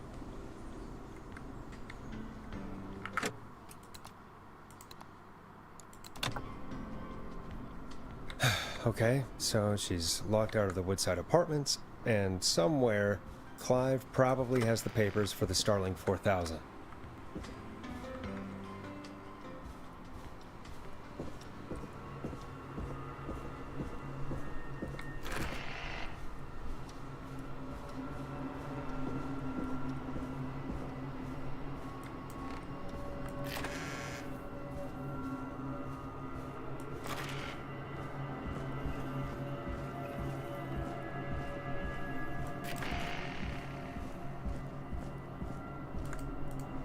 Starling 4000 user manual. Ah, these codes should come in handy.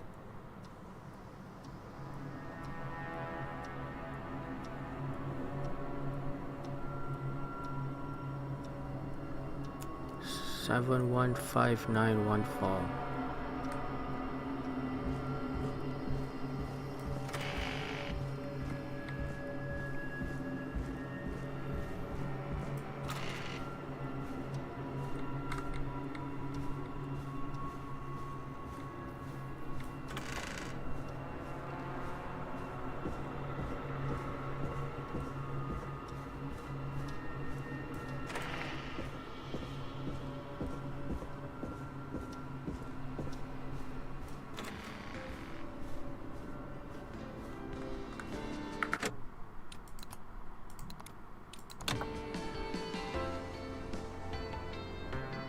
Welcome back, Forrest.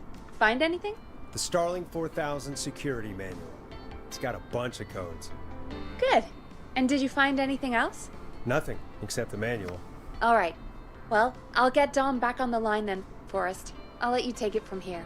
Thanks, Peggy. When you're ready, shut the music off. Hold on.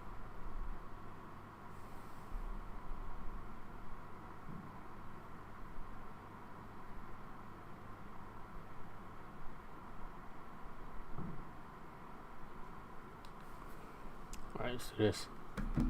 She's either the killer or we help her. Line 1, whenever you're ready.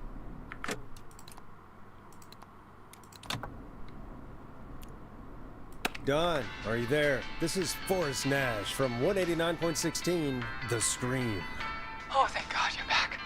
I'm so afraid. What's the code to the gate?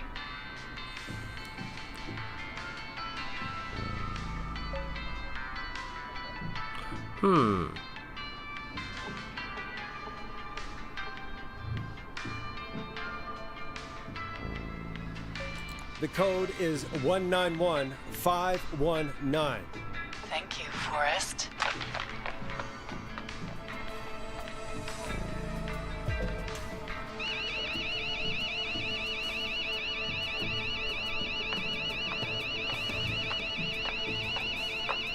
Son of a bitch. Ah!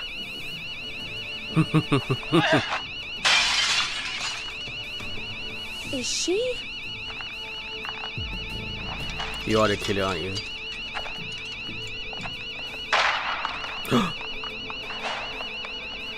Yeah, stay out! Oh, thank God. Nobody disrespects the sanctity of the ring. Don't ever come back here again. I'm calling the cops. Thank God. Hello? Is someone there? Ricky, get back inside and turn on the radio. Whoever that was, she was trying to break into the ring. She? Forrest, man, you got no idea. That was him. That was the whistling man. Oh. The alarm gave me just enough time to get my rifle. I don't like hurting folk, but I can't let anything happen to Maxie. He's my best friend, you know? Listen, man, I'm heading back inside. Gonna barricade that window. My man, thank you. You and Peggy can skate for free whenever you want, forever. That's a done deal. Thanks, Ricky. Can't wait. You got it. Talk to you soon. Okay, Gallows Creek. Here's some music while we process what just happened. I want to know what's on this. So, the whistling man is a woman? I had my suspicions. Yeah, sure, Forrest. You just never mentioned it. She called up. You spoke to her multiple times.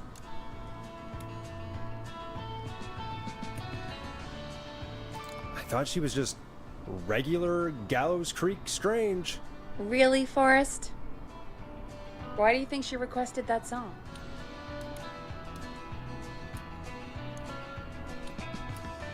To get me outside? Maybe, but how? She didn't know the song was outside to start with. That's right. She never actually attacked me out there. So? What now? I guess I should make an announcement. We do have new info. Okay, kill the music and you can make the announcement.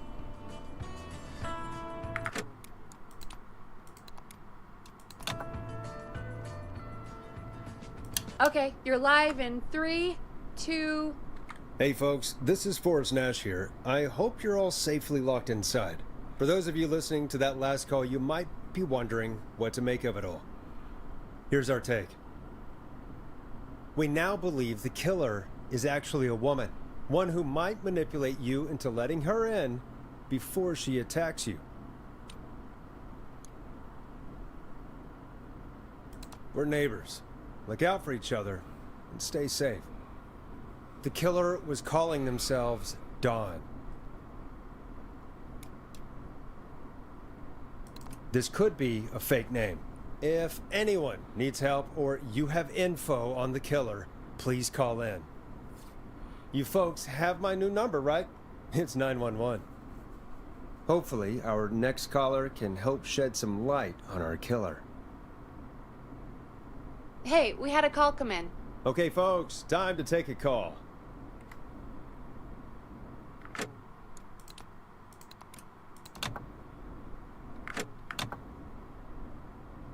You're through to Forrest Nash on 189.16, The Scream. Hey, man. Murphy? Damn straight. What's going on, Murphy? You in danger again? Nah, man. I've just been listening to the show here at home. And since you asked folks to call in if they could help out, well, I'm calling.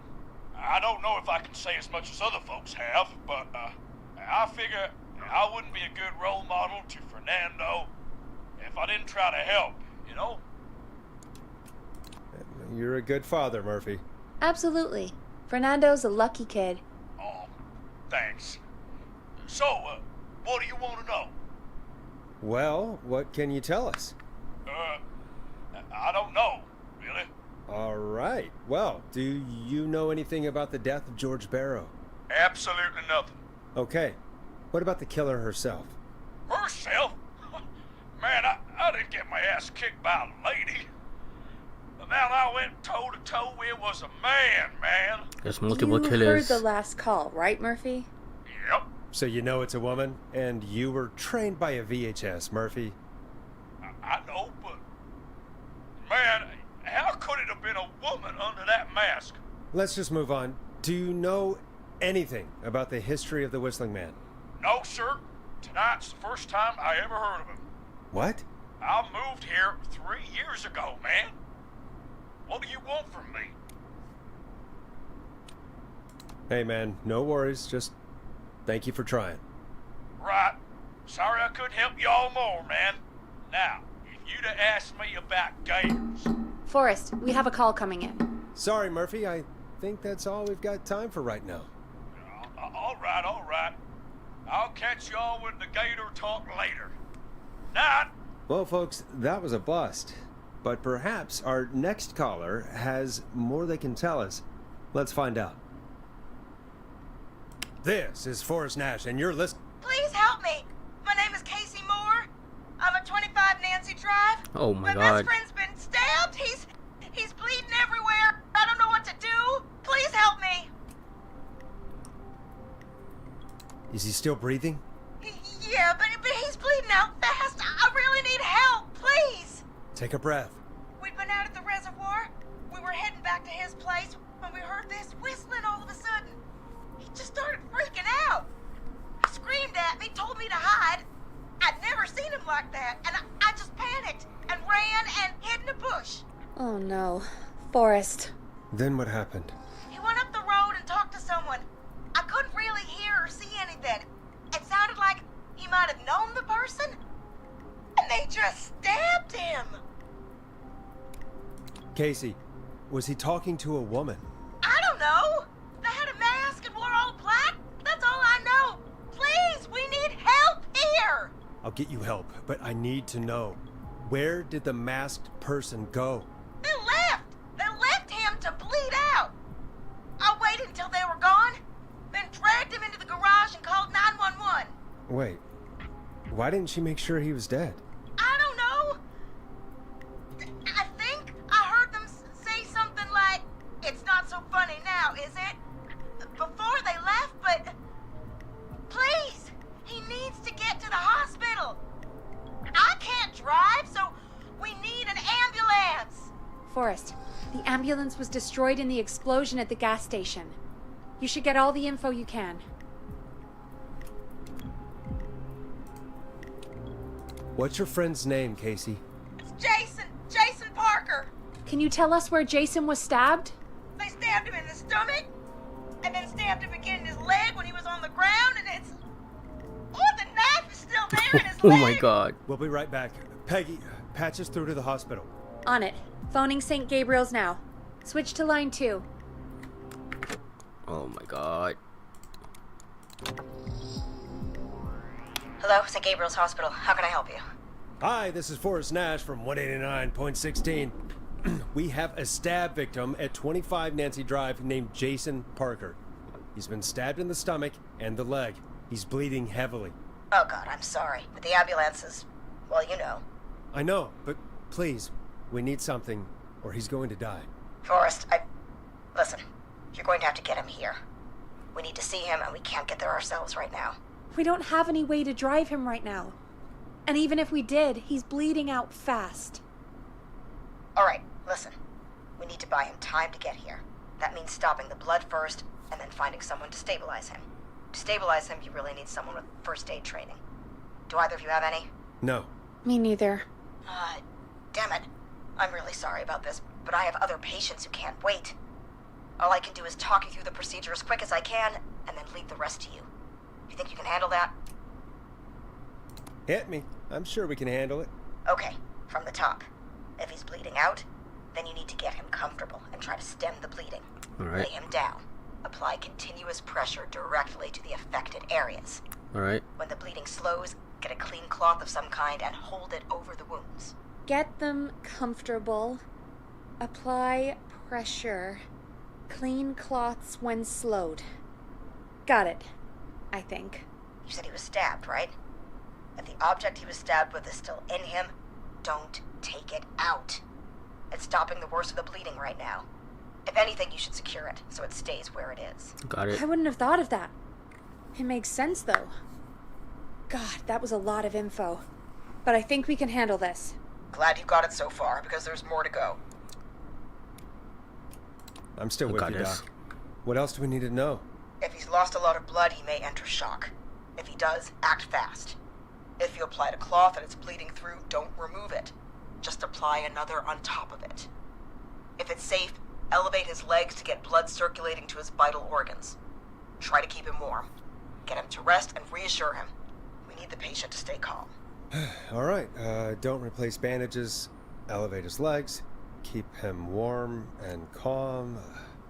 This is a lot. I'm really sorry. That's as much as I can give you right now. Try to stop the bleeding. Find someone to get him stabilized, and get him here as quick as you can. Good luck. All right, Forrest. Casey's still on line 1. Let's do this.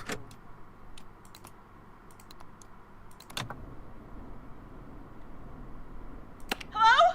Hello? Forrest, are you there? Hi, Casey. I'm here. How are you doing? I need help! I've been putting pressure on his stomach wound since you left, but he's still bleeding.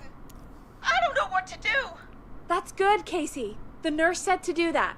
What about the knife in his leg? It's gotta be hell. Should I pull it out?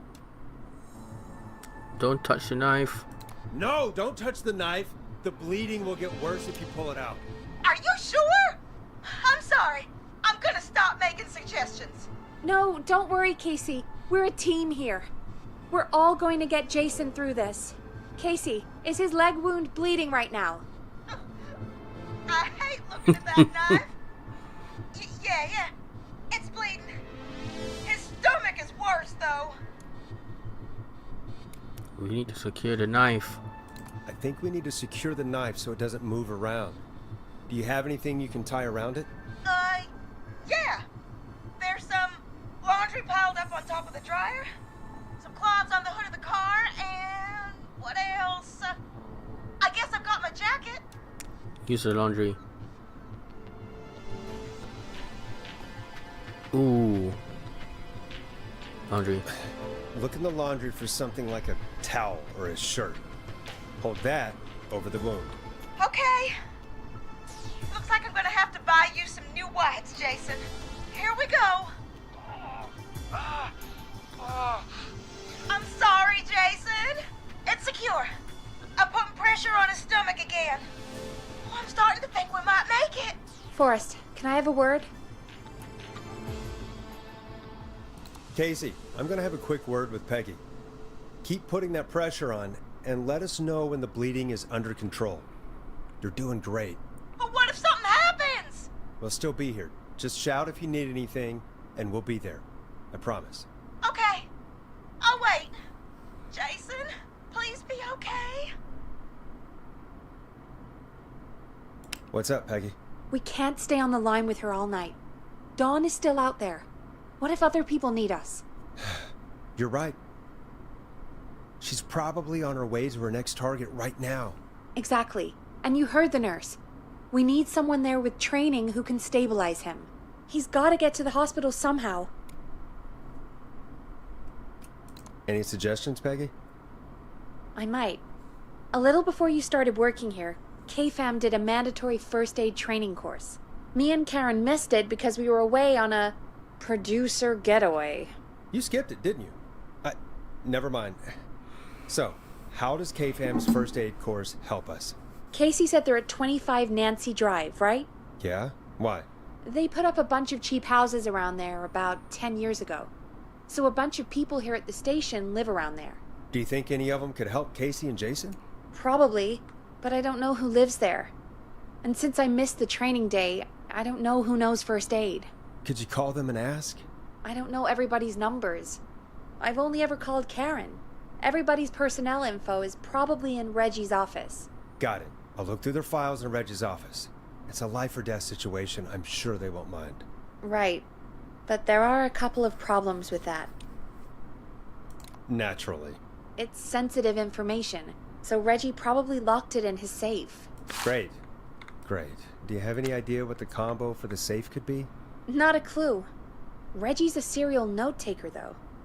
Maybe something in his office will give it away. Right. There is something else. I'm not gonna like this, am I? Have you ever heard, "The future is floppy"? Peggy, what the hell are you talking about? I'm talking about floppy disks. Floppy disks are like these futuristic things that have information on them. You put them in a computer and they do something. Peggy, I know what a floppy disk is. Anyway, Reggie decided that the future is floppy and started phasing out our physical records and replacing them with these floppy disks. I imagine it's the same for our personnel files. That's good to know. Since we haven't heard anything from Casey, I'm guessing Jason's okay for now. I'll check out Reggie's office and see what I can find. You'll need a key for that. I'll just slide it under my door now. Thanks, Peggy. I'll just have to look around.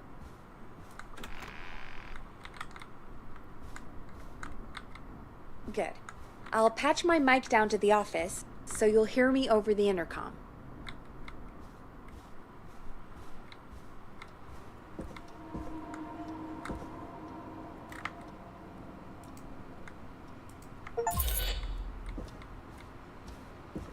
Reggie's office.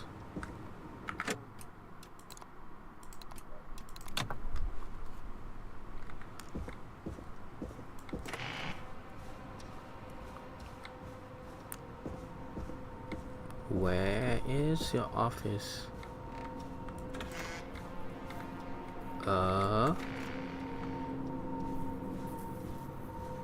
Here? Yes. This locates Father Reginald Scott has successfully created first aid to the injured.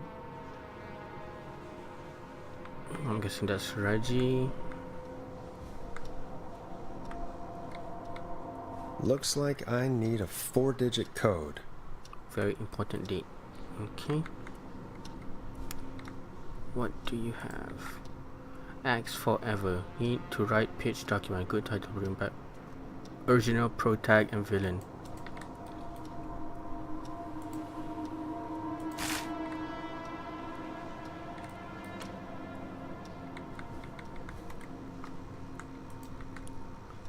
Where those tapes are, it's been weeks now. Overdue. If you're reading this, stop stealing my post-it notes.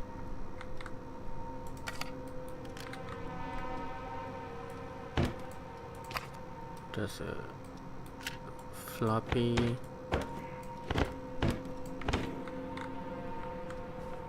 Very important date. 13/08/1987. What? That can't be the important thing. Remember, Reggie Jr.'s birthday is 9/10, not 10/9. Last year was a disaster. 9/10 0910 0910. Let's see.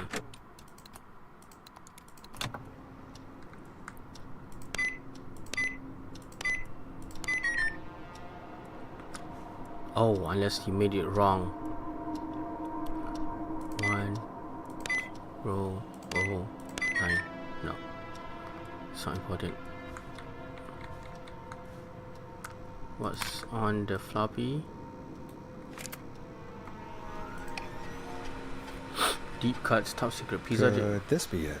Pizza delivery killer who kills her pizza got a free slice on me.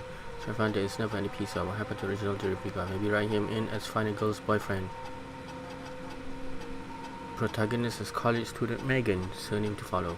She's smart, beautiful, resourceful, and lactose intolerant. Applies the vibe between her and pizza killer.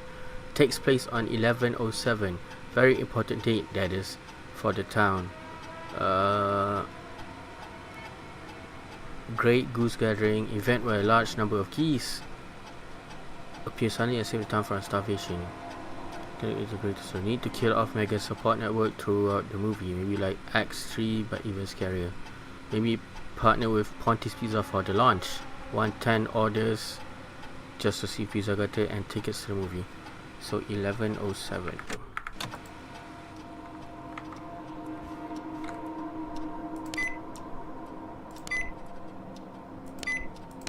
Nice. Yes. Alright.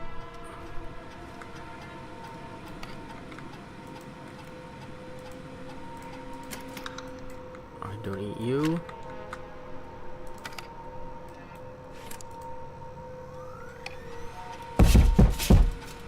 Oh god, what's that sound?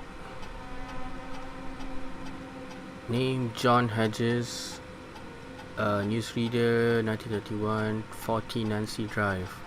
John refused to engage with the first aid trainer during the course. I knew he was a war medic, but it was station policy to send everybody regardless. John apparently had a bunch of medical equipment in his home that he procured from the military at the end of his service. So I going to support him. Spoke to John again about eating the free samples that Brad gets sent for his refuse. He said he stopped, but he said that the last 3 times too. Is it? I don't really remember of it.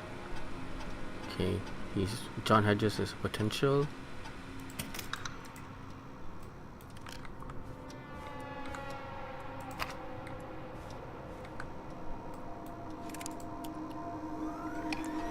Get a load of this, Peggy. Apparently, I'm a lone wolf type. Forrest, what are you doing? We don't have time for this. We have a man literally dying on the line, and you're more interested in you. You're right, I'm sorry. I need to focus on possible candidates. I can read the rest of this later. His demands are a bit beyond our means. There's currently a blacklist of any reputation on see they have reputation to list. It's already integrating with the team.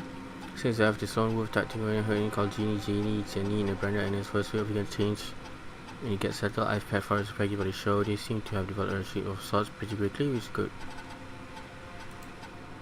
Okay, not that.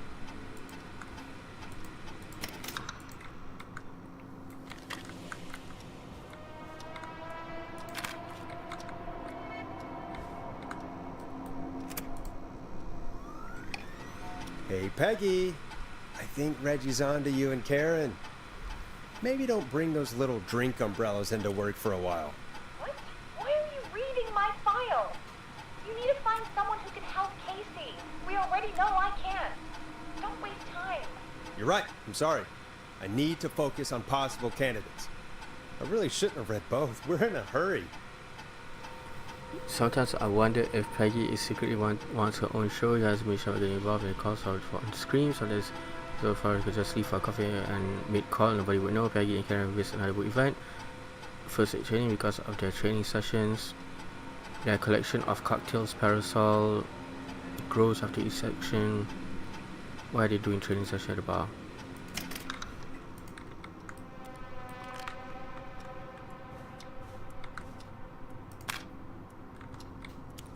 Karen Lawson.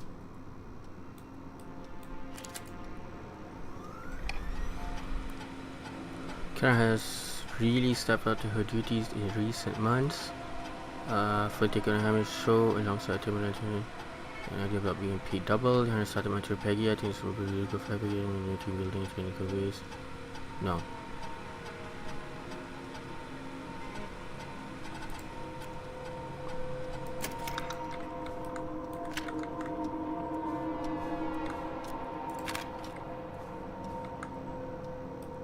Bradley Carter. Brad, as our stage food people say, I was crazy. You only have to take a blame that was point to them. I say you can't be afraid to explore dark streets or the unknown. I was simply spending a lot of time together and realized she was so interested in Brad's work. She just joined after meetings. End up missing most of the first aid training session, but I made a joke about practicing mouth to mouth, but I got real upset, storm off. So now Bradley.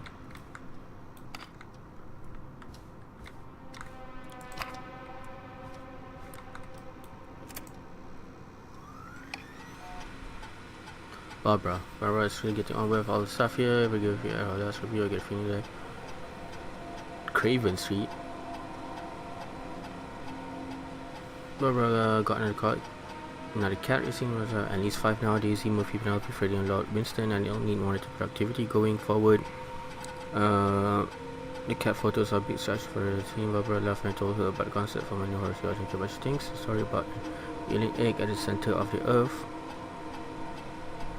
Saturday on February 30th, a great idea. Why else would invite having February 30th? No. So only one guy is qualified. John Hedges. Alright.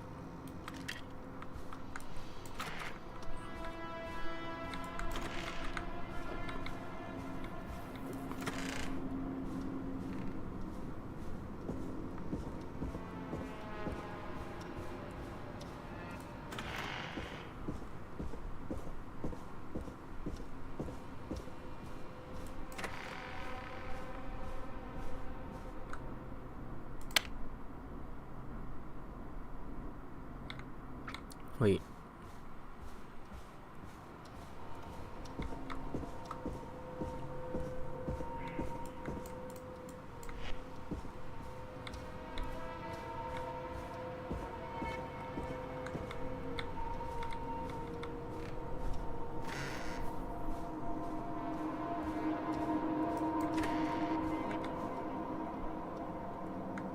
How do we call her?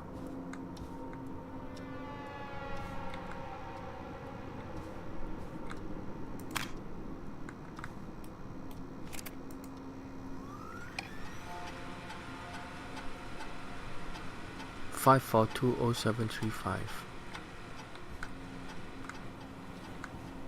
Hey Peggy, you there? Yeah, I'm here. Did you find what we need? I think I know who our best bet is to help Casey and Jason. All right, good work. Who should I... Hello? Is anybody there? Please pick up. Casey, I'm here. What's wrong? Jason started going pale. I tried to get him to rest, but he just threw up everywhere. It's going to shock. What's happening? What do I do? God, it sounds like he's going into shock. Casey, just stay calm. It's going to be okay. But the bleeding seemed to slow down. Did I mess up? Jason, I'm sorry. Casey, calm down. You've done everything right. I need you to listen to me, okay? For Jason. What did the nurse say to do about shock? Elevate Jason's legs. Casey, I need you to elevate Jason's legs. We need to get the blood flowing to his vital organs. Got it. Jason, stay with me. I'm just gonna move you. This might hurt. Okay. I propped his legs up on some boxes. I'm looking at my notes.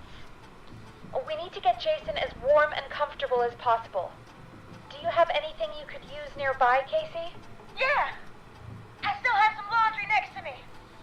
I'll wrap him in some blankets. Just give me a second. Sorry. Jason's bleeding through his bandages. Should I get him new ones? Or... Oh, God. Apply additional bandage. Don't remove the bandage. Apply another one on top of it. Do you still have something you can use? I've used the rest of the laundry to keep him warm, so... I'll use my jacket. I can always get a new one. I'll fix his bandage and get him warm. Hold on, please.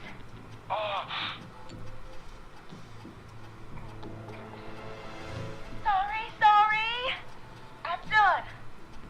You're gonna be okay, Jason. Just relax now, okay?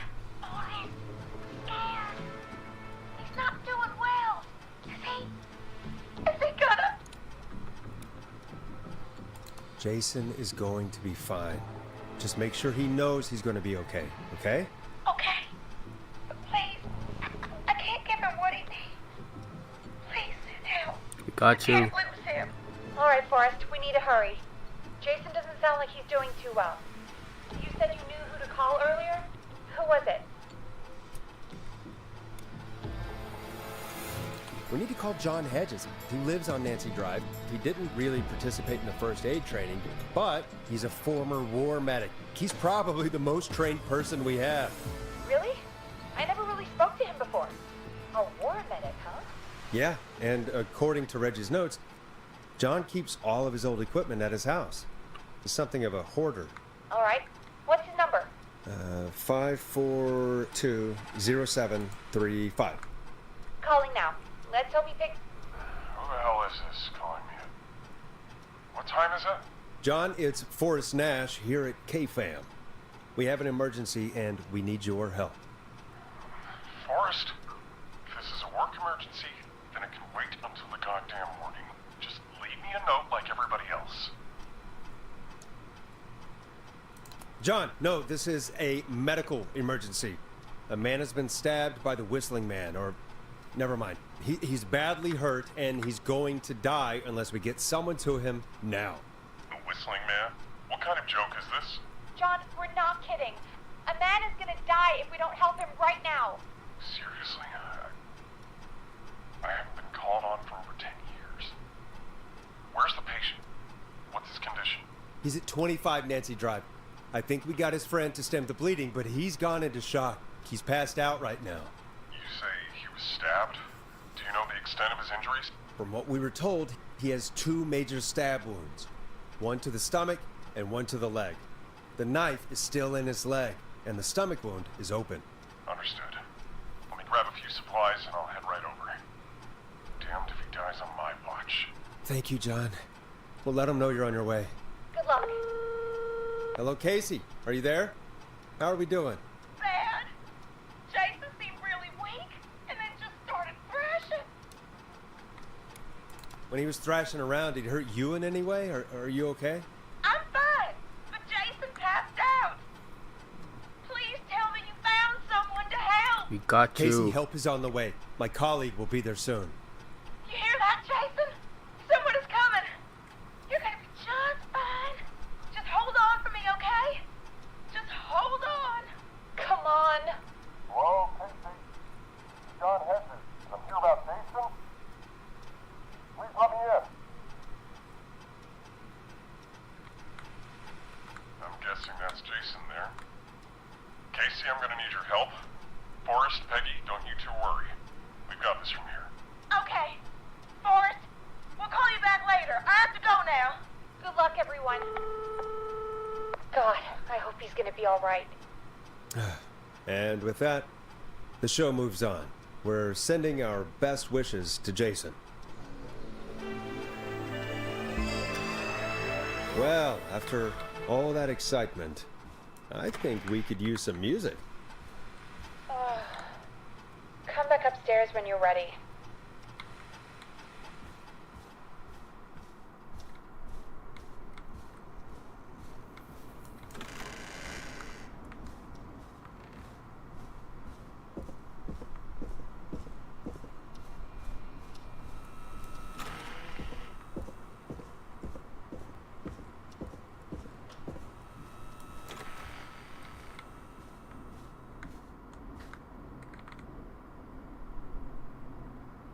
I'm here.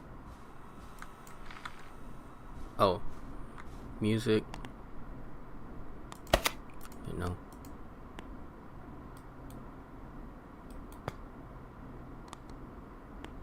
Play a record, Forrest. I got you. It's funky, it's groovy, it's Stab in the Twilight by Knife and Easy. It's getting pretty late. This might be your last break for the night, so try to enjoy it. Give me a buzz when you want to go back on air. Alright.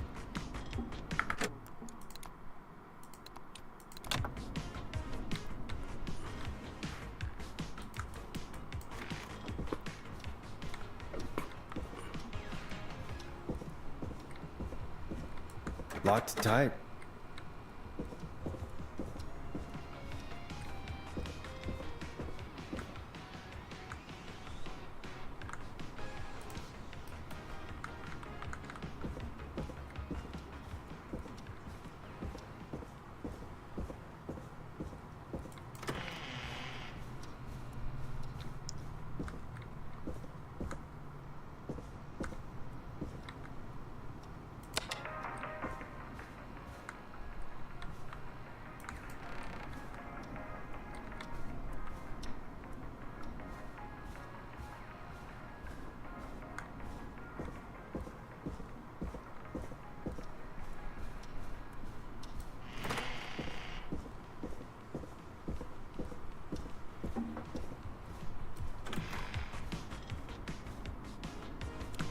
Let's do this. Let's roll. You got it. We've got another call coming through, too. Okay, Forrest, shut the music off. Welcome back to 189.16, The Scream. I believe we have another caller on the line. How are you tonight, caller? Forrest, it's me, Roller Ricky. Oh, and Maxie's here too. Good to hear from you again. How are you both doing? Oh, we're good, man, thanks to you. You're like our guardian angel. That wouldn't be a bad look for you, Forrest. A little White Wing Halo number? Maybe something for the K-Fam Halloween party. All right, everyone, let's calm down. Ricky, I'm just glad we could help you and Maxie. Is there anything else we can help you with, Ricky? Actually, I think I have some info that might help you. Did you see or hear anything during the attack earlier? Not exactly. You see, man, me and Jason know each other. You know each other? Yeah, we went to Gallows High and played on the football team together. He was a gnarly offensive linesman, and I was our star wide receiver. Runner Ricky, they called me. All right, and what does that have to do with tonight? Well, because George, the guy who drowned, he was on our team too. Tell me about him. What was George like? I didn't know him for long, man, sad to say. We had our first team party on the night he drowned. He seemed like such a good dude. Ricky, were you there when George drowned? No, man. Once the party turned, I beat feet out of there. Man, I remember George and his girl there. There was a whole lot of love, man. I could see it, you know? Ricky, please. What was her name? I never got her name, man. He just called her Bean. I didn't really know her before or see her after that. Then what did she look like? Please, tell us anything you remember. I just remember a pretty girl, man. I'm sorry. Ricky, you said the party didn't last long. What happened? We were just having a good time, and then the next thing I knew, everyone was running for their life. I looked up and saw that goddamn whistling man in the trees. In the trees? And I never ran so fast in my life. I ran straight home. Didn't know about George until next morning at school. I'm guessing it was whistling night, wasn't it? That the whistling man was just another kid. Yeah. I don't know how George died, but I always felt like if anyone deserved to die that night, it should have been me. And Ricky, it wasn't your fault. You're not a bad person. I know that now, man. It took a long time to learn, but yeah, just thought I'd tell you all what I know. Thank you, Ricky. This helps. Thank you. You got it, man. Anyway, I think it's time for me and Maxie to free up your phone lines. Thanks for listening, man. I'll let you to it. Night, Ricky. All right, folks. Looks like we got a new lead in the case. If anyone has any info about this mysterious being, please call in. If she was George's girlfriend back then, she's probably in her mid to late 30s now. Huh. Oh, we have another call coming in, but hang on. What's up, Peggy?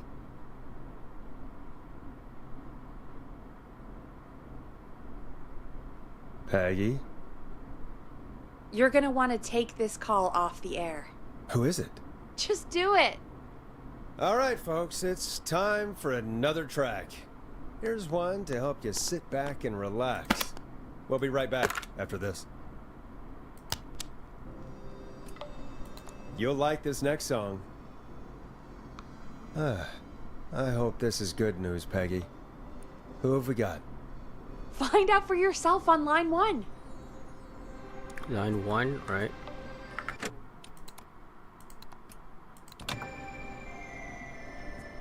Hello? Forrest! I'm glad I got back through to you. Sounds like it's been a busy night, huh? Surprise! It's Leslie, our 911 operator, leading the charge from Henderson to come save us. It's so good to hear from you. Are you okay? We're doing okay. Sarah and I are both happy to be headed back home. We're happy to have you too. Wait, Sarah? Oh, yeah, I mean Deputy Martinez. Anyway, we got back into radio range a little while ago. We've been listening in, but haven't been able to get through until now. Ever since you found Sheriff Matthews, it's only gotten worse. It's been a long night. Well, it shouldn't be too much longer now. I'm glad I got through to you. I wanted to let you all know what's going on. I made it to Henderson. Turns out somebody had cut the phone lines, and they had no idea what was happening. After I told them, well, their sheriff sent a goddamn squad back with me to stop this. That's great news! Thank God. That's crazy about the phone lines, though. Do you think the Whistling Man cut them? I'm guessing so. I don't know how the Whistling Man did it. But that doesn't matter right now. Listen, we're coming in hot, but we need your help. I know Gallows Creek isn't a big town, but if we don't know where the Whistling Man is, we can't get him. Her. That's where you come in. You can count on us. What do you need? It might be a long shot, but here goes. The Whistling Man already called up a few times. I bet she calls again. We're still a little ways out of town, so if she calls, stall her. Buy as much time as you can for us to get in. And while you're talking to her, try to figure out where she is. We'll be listening in, so once her location is known, we'll head straight there and end this nightmare. Alright. I'll do my best. I got you. I'll do my best. I know you will. Heck, I can see the headlines now. Forrest Nash's interview of a lifetime. Anyway, I'll radio the other cars and tell them the plan is a go. Hopefully the next time I see you, it'll be with our killer behind bars. Take care now. We'll see you soon, Leslie. Oh, thank God. It sounds like this is almost over. We're nearly through this.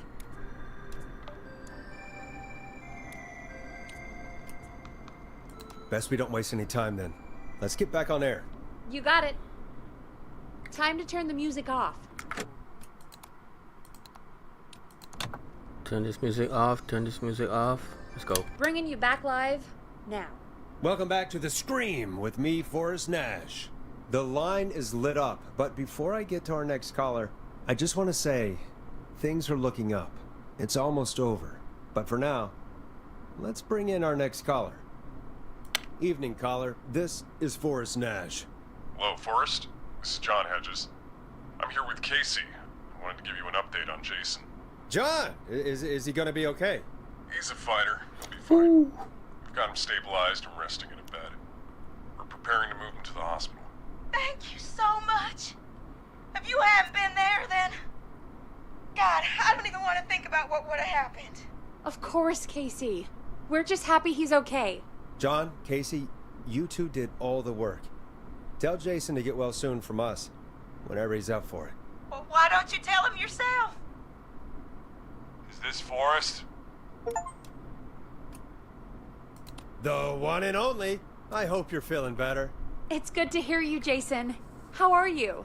Oh, well, you know. I've got a hole in my stomach, and there's a knife in my leg, but John gave me something to take the edge off. So, I might feel even better than either of you.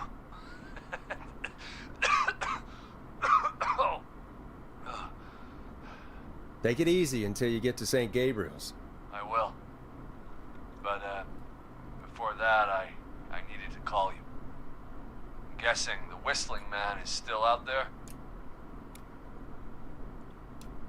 Yep. As far as we know, anyway. Well, I was worried you'd say that. God damn it. Actually, I'm glad you called. I wanted to talk to you about what happened earlier. Go for it. We spoke to Roller Ricky not long after you were attacked. You spoke to Ricky? Was he... Is he alright? He is now. I mean, he was attacked earlier, but this call came after. Hey, guys, I'm really sorry, but there's a call on the other line. I just need to make sure we don't have another situation brewing. You fill Jason in on what happened. I'll be right back. Sure, Peggy. Sorry, Jason, where was I? Yep. Ricky's fine. You don't need to worry about him. That's a relief. He told us about George. Sounds like everything's finally coming out now. It's been tough to hold it all in. Sounds like you've been holding back about something awful, Jason. I'm part of the reason my best friend is dead, Forrest. And the few who knew about it said if I ever said anything, I'd find myself in jail. For a long time. It was hell. And then the town just moved on. Like he'd never existed. What happened that night? I went along with the stupid prank, that's what. Whistling night. Some of the guys on the football team had an idea for a way we could haze the newcomers. We decided to plan a party in the woods and have the Whistling Man crash it. It was stupid. We each had a role. I was the stabbed friend. At the party that night, I left the group for a second, met our Whistling Man, pretended to get stabbed in front of everyone. Started an almighty panic. Those screams. That was the last time I saw or heard George alive. How did George die, Jason? I don't know. I was playing dead. But when I heard her scream... Ricky mentioned a girl named Bean. Is that who you mean? Bean? Oh yeah. I guess George did call her that. Yeah. He called her Bean. I heard her again tonight, Forrest. Her name was... What? Oh shit. What happened? Are we still on air? No, we're not. Seems like the power is completely gone. How do we get it back on? I don't, we used an emergency generator down in the basement. Reggie picked it up a while ago, in case we ever needed to do an emergency broadcast. An emergency broadcast? Emergency? You know, nuclear war, alien attack. Broadcasting a serial killer's location to the cops so we can end this nightmare. Fair point. It's in the storage area, in the far back corner, up on the wall. You might have spotted it earlier when you were digging around for all those tapes. It'll have a big red button. Just press that. I'll see you when you're back.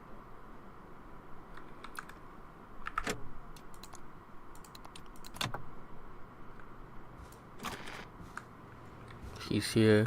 The killer's here. Alright, let's do this.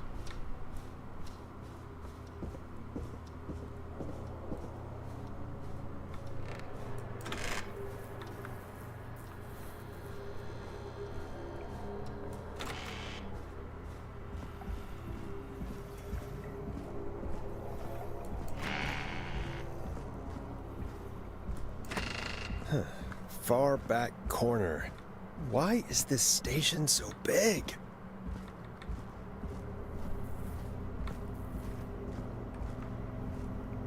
That must be it. Before I pressed that, I saw the flyer. There. Her name is Maisie Cartwright as Dawn. George Barrow as Henry. Marie Campbell as Anne. We know your name.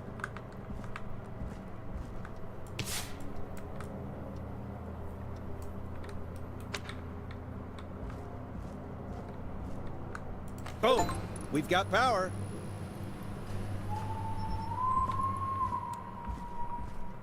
The Whistling Man. I need to warn Peggy.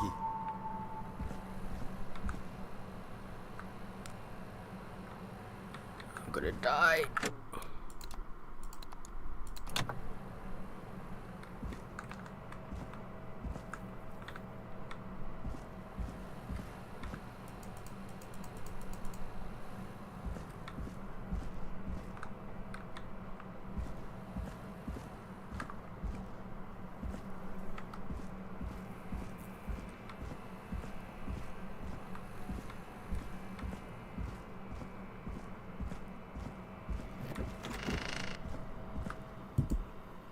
Peggy, are you there? Are you... Peggy! I need to get back upstairs.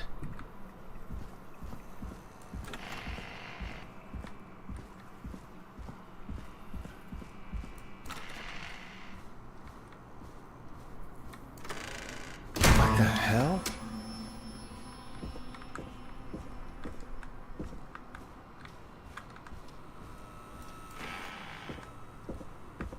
You gotta do it. Oh no. Shoot. Peggy! Where'd you go? Damn. Oh no. No way. This can't be happening.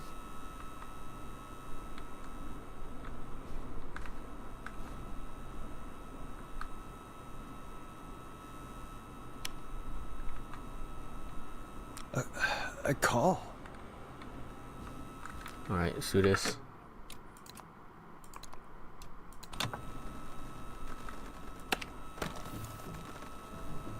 Where's Peggy, Don? Have some patience, Forrest. It's almost the end of the night. Almost the end of the show. But it's not over just yet. Got a little time still. So let's make the most of it. What do you mean? Make the most of it how? Well, Huh? I thought we'd end tonight's Whistling Man special with a special guest. The one who started it all. Let me take that out of your mouth and... You crazy bitch! Let me go! Welcome to the air, Mr. Teddy Gallows Jr. Wait. It's all gonna come out tonight, Teddy. Your daddy and his money saved you 20 years ago. Even if you crawled out of his coffin with all the money in the world. Wait. Where the hell is Teddy? How are you talking to him if you're here with me? Because I'm not there with you, Forrest. I'm here with Teddy. And if he says where that is, well, he knows he'll get it. Wait, then... Who am I looking at? Forrest Nash, let me introduce you and all of Gallows Creek to my boy, Henry Barrow. Your son? You mean you... Wait, did he... Yes, Forrest. He and I had a son. So there were two Whistling Men tonight. Knew it. There's Of always course. two killers. That explains how you were always able to get around town so quickly. And that's how you escaped the secret archives in the newspaper office. Don't think I've forgotten about that, Forrest. Locking my sweet boy away like an animal. And Murphy, he was right, wasn't he? He did fight a man. He did. I taught my boy to never run away from a fight. Hang on. Did you say Barrow? Then are you... Let me just get this mask off. Damn uncomfortable thing. No wonder Mooney went crazy wearing this. There we go. Marie Campbell? George's old girl. Oh. Well, it sure has been years years since I last saw... Oh, God damn it. Marie Campbell. So, not Dawn, huh? No, not Dawn. What are you going to... Everyone's gonna know now what Teddy did. He killed George that night. This night. 20 years ago. Listen to me. You... You're gonna talk when I talk to you. And not a moment before. Meanwhile, Forrest, I'm gonna give you the chance to talk. You're gonna help me reveal what really happened to George all those years ago. Okay, Marie. I'll do it. Good. Then let's talk about the night George was murdered. Murdered? Listen,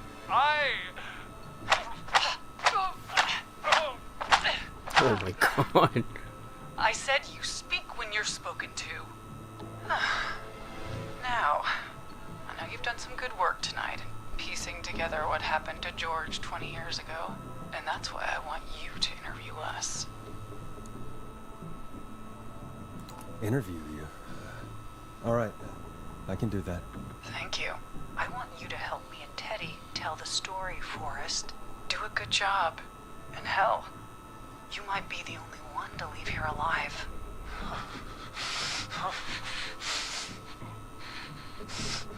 I need to drag this out. If I can buy Leslie time to get back to Gallows Creek, and if I can find out where Marie is, then this can end. Teddy, we'll start with you. Just, talk me through what happened that night. How did it start? how would I know? It was 20 years ago. Teddy, be honest with me or we're both going to die. Honest? Forrest, I'm trapped here with a psycho. Ow. What the hell? God damn it. Okay. Our first team party was coming up. And when I saw the date it was scheduled for, I had an idea for a way we could prank the new guys. I understand that kids in Gallows Creek know tonight as Whistling Night. I'm guessing that's what you mean? Well, we didn't have a name for it then. It was just the night that Mooney went missing. But Whistling Night is what they'd call it later. Wait. You mean this was the first Whistling Night? Keep talking, Teddy. We went up near Whistling Point. God, who was there? Me, Jason, and George, of course. But George didn't come alone. He brought Marie. And Roller Ricky, he was there too, wasn't he? Yes, Ricky was there too. Runner Ricky, our wide receiver. I helped him off the bottle, you know. Because I'm a decent man. Is that so? Yes, it is. He came apart one day. Some people do. He had some issues. Wasn't stable. I didn't want him to hurt his chances in life. So, I helped him keep himself together. You were afraid he would talk about that night, weren't you? Keep talking. About midway through the night, we put the prank into action. We looked up at the trees and saw Jason there. Bloody, like he'd just been stabbed. And the Whistling Man. Screaming. George and I and Ricky, we got left behind. But Ricky was in on it too. I know he was. He and Teddy were as close as anybody. Teddy must have told him to plan. Did you ask Ricky if he knew or not? I didn't see any reason to. Why? Because Ricky phoned up earlier. He didn't know anything about it, Marie. What? He had no idea what was happening. He said he was as terrified as anybody. Isn't that right, Teddy? You didn't tell him, did you? Ricky never could keep his mouth shut. If we told him, he would have given everything away. But he... well... It doesn't matter. He didn't run his mouth enough to tell anybody about it afterwards. He's still guilty. It was just a stupid prank. How can you still say it was just a prank? Oh, come on. God damn it. You made George think Jason had been murdered. He thought his best friend was dead. And so tonight you stabbed him for real? It's the role he wanted to play. Jason's still alive, Marie. He was with a friend. We talked her through how to stop the bleeding and got him professional help just in time. Oh. Well, shame he didn't have the good sense to die earlier. He's gonna regret that. Enough about him. Me and George took off running, but somehow we got separated in the woods. I ended up near the bottom of Whistling Point, and when I noticed George wasn't with me, I panicked. And then, I don't know how he snuck up on me, but the Whistling Man grabs me. I scream, and he starts laughing, telling me it's just a joke. I could stall for time here. Who was it, Marie? Who was the Whistling Man? I suddenly recognized it was Chuck. Chuck Brody was the Whistling Man, laughing away. But then he stops, and he's looking up at the top of Whistling Point. What was he looking at? Teddy, what happened next? Nothing. I mean, it was just... Teddy? George fell off Whistling Point. How do you know what happened? I saw it. You pushed him. You were up there. You were dressed as the Whistling Man too, and... I didn't push him, God damn it! I just chased him up there, and he kept backing up. When I saw he was about to go over, I reached out. That's what you saw. You liar! It's not my fault. He didn't know it was a joke. If he'd had any brains, he would have realized. Ugh. You bitch. No one's going to believe this. After all you did. I believe her. You... What?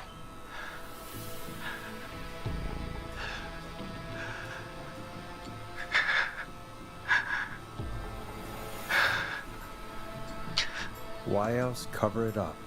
My future was at stake, Nash. You know what it's like. People like us are bred Ooh, for a bigger classist thing? things. I'm going to be the mayor of this town, Forrest. And then governor. And then, who knows? What happened that night was tragic. It should never have happened. But it was a mistake. It was just a stupid joke gone wrong. So my father sent Clive out to clean it up. Why should a blip ruin my future? George was a blip? He wasn't a blip, Marie. His father covered it up from there. I searched for George's body all night, but... Sandra found him the next morning while out jazz running. She found him in the river, but she lied about that to protect Teddy. She said something about her rent going up, unless she... Teddy, did your father own Sandra Sharp's dance studio? It's Gallows Creek, not Sharp Creek. I take it that's a yes? Yes, okay. We own most of the town. That's it then. Your father was going to run her out of business, unless she lied and said she found him in the reservoir instead of the river. What my father did in his business dealings has nothing to do with me. The false reports. That's why you killed Sheriff Matthews, too, isn't it, Maria? Not just to get him out of the way, but... Everyone was in on it, Forrest. Even the coroner wrote a fake report. Said George was drinking. That he just got himself into trouble. And Fake report? I only heard the tapes. you'd be disgusted by it. For all it's worth, Virginia didn't have much of a choice. She had a sick sister whose treatments she couldn't afford. She played along with the gallows to save her sister's life. And her own. Even still, she should have told the truth. I did my part. I tried everything I could think of. I even went to the newspaper, but no, that coward killed the story. We'll take care of Maurice Russell later.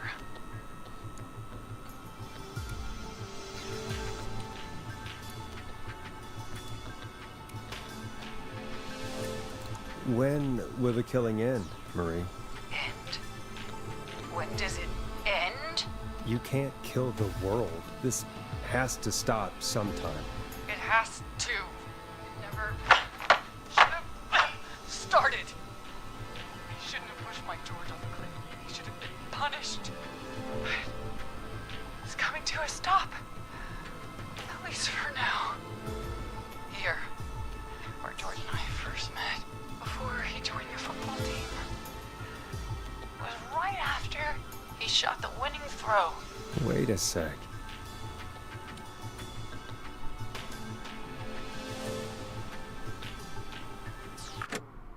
I saved just in case. We're at Gallows Creek High, in the gymnasium. That's right, Forrest. Not that it matters, but yes, we're here. Anyway, I think that about wraps up the interview with Teddy. So... Marie? Where? Oh my god. Peggy! Teddy? You've got to help me. Quiet. You'll talk more later. Now I have to talk to someone who mattered more than you ever did. Peggy. It's been so long since I've seen your face. I worried you wouldn't come. I just want to see, did I get, what achievement did I get?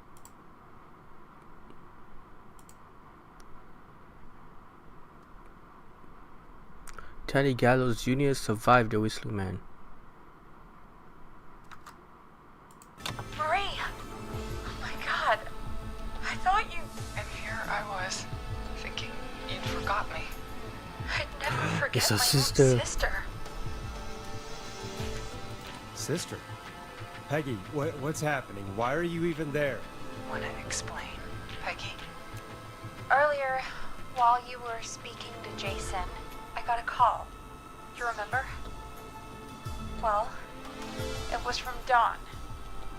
She said that my sister Marie was there that night George died, and that I should come to the gym for a reunion. And when you walked in, you found out. That my sister is the Whistling Man. Good to Damn. see you too, Peggy. Why didn't you tell me any of this? She said that it was my last chance to see my sister. I knew if I told you, you'd try to stop me or come with me when we need you on the radio. And I just... I'm sorry. This has to be a lot for you. What happened to you, Marie? You just disappeared one day. Disappeared? I was thrown out, Peggy. I begged Mom and Dad to do something about what happened that night, but did they care? No. They told me to stay quiet. They only cared when they learned I'd been with George. And Marie, I'm so sorry. I never knew. it's not your fault. Really, it's Mom and Dad I should be seeing right now. But since they're dead and gone, well, I'll have to settle for the next best thing. Oh shoot. Don't. Marie, listen to me. You don't have to do this. Someone has to pay for what they did. Marie, please. Mom and Dad are gone, Peggy. forgot me. Just like the rest. You forgot. Is there any way I can prove Peggy didn't forget Marie?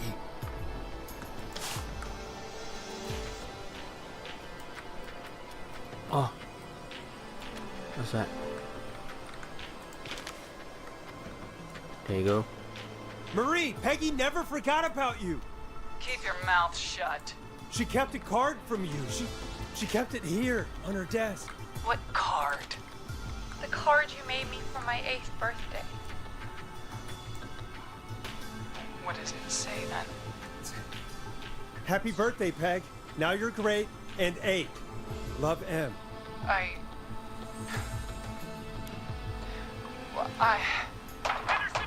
Oh my god, thank god. No!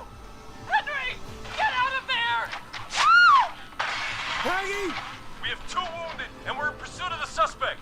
Henderson police! Freeze! Forrest! Leslie, how's Peggy?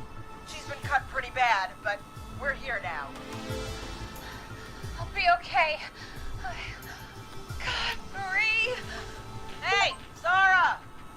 I need you to look after Peggy. She needs help. Now, we got here just in the nick of time. Where's Marie? She bolted right as we got here. The police are right on her heels. It won't be long now. It's over, Forrest. Oh. We did it. Well, folks, it was a long night, but we made it through together. I'm gonna head off to go check on Peggy. This has been Forrest Nash.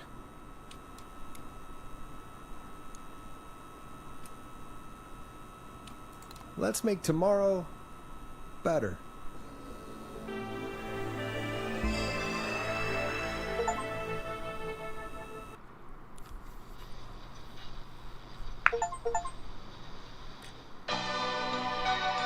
We did it.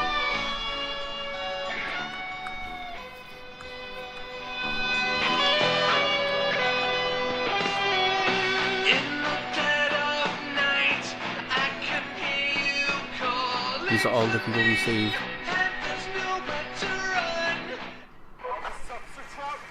Come in.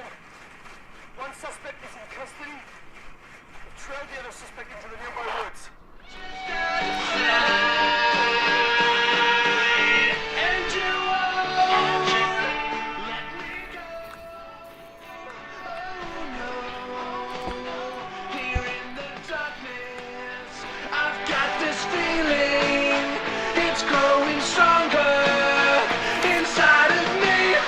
It's a killer frequency. Oh, that's cool. And credit music. I can feel my heartbeat and it's bursting out of my chest. But the radio's on and it's playing the song we love best. I can build up a mind. Damn, it's a good game.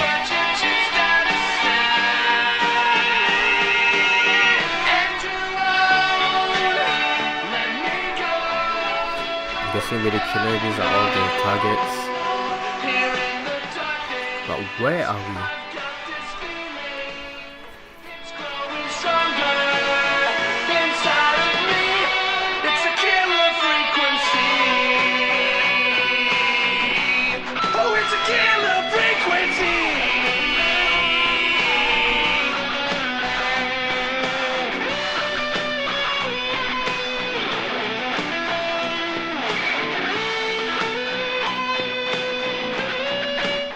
Suspect cornered at the top of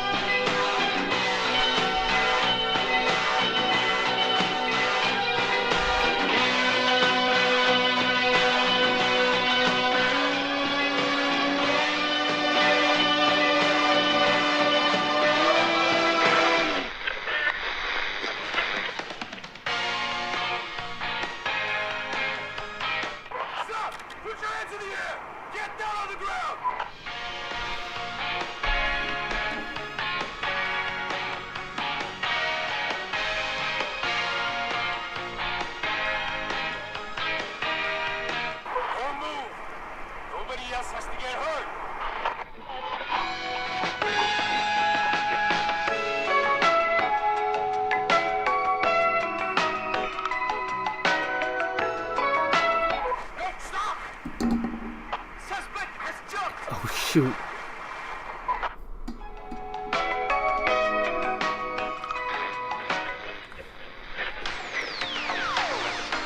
Officer Lugo, do you have a visual? Negative. No sign of the suspect anywhere.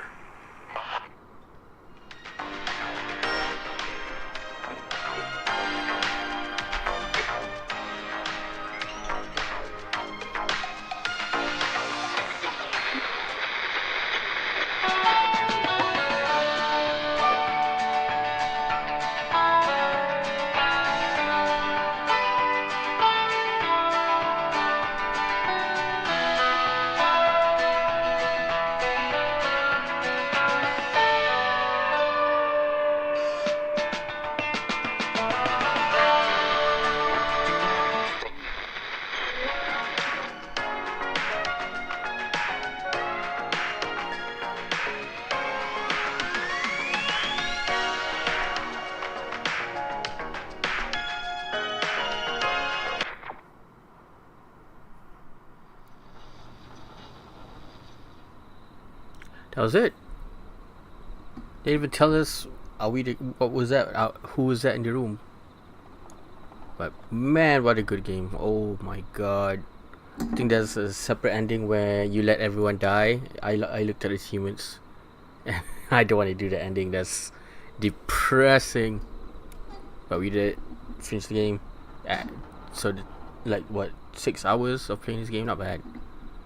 Now all that I've got left is Friendly Neighborhood, which I'll do tomorrow, ? But for now we are out.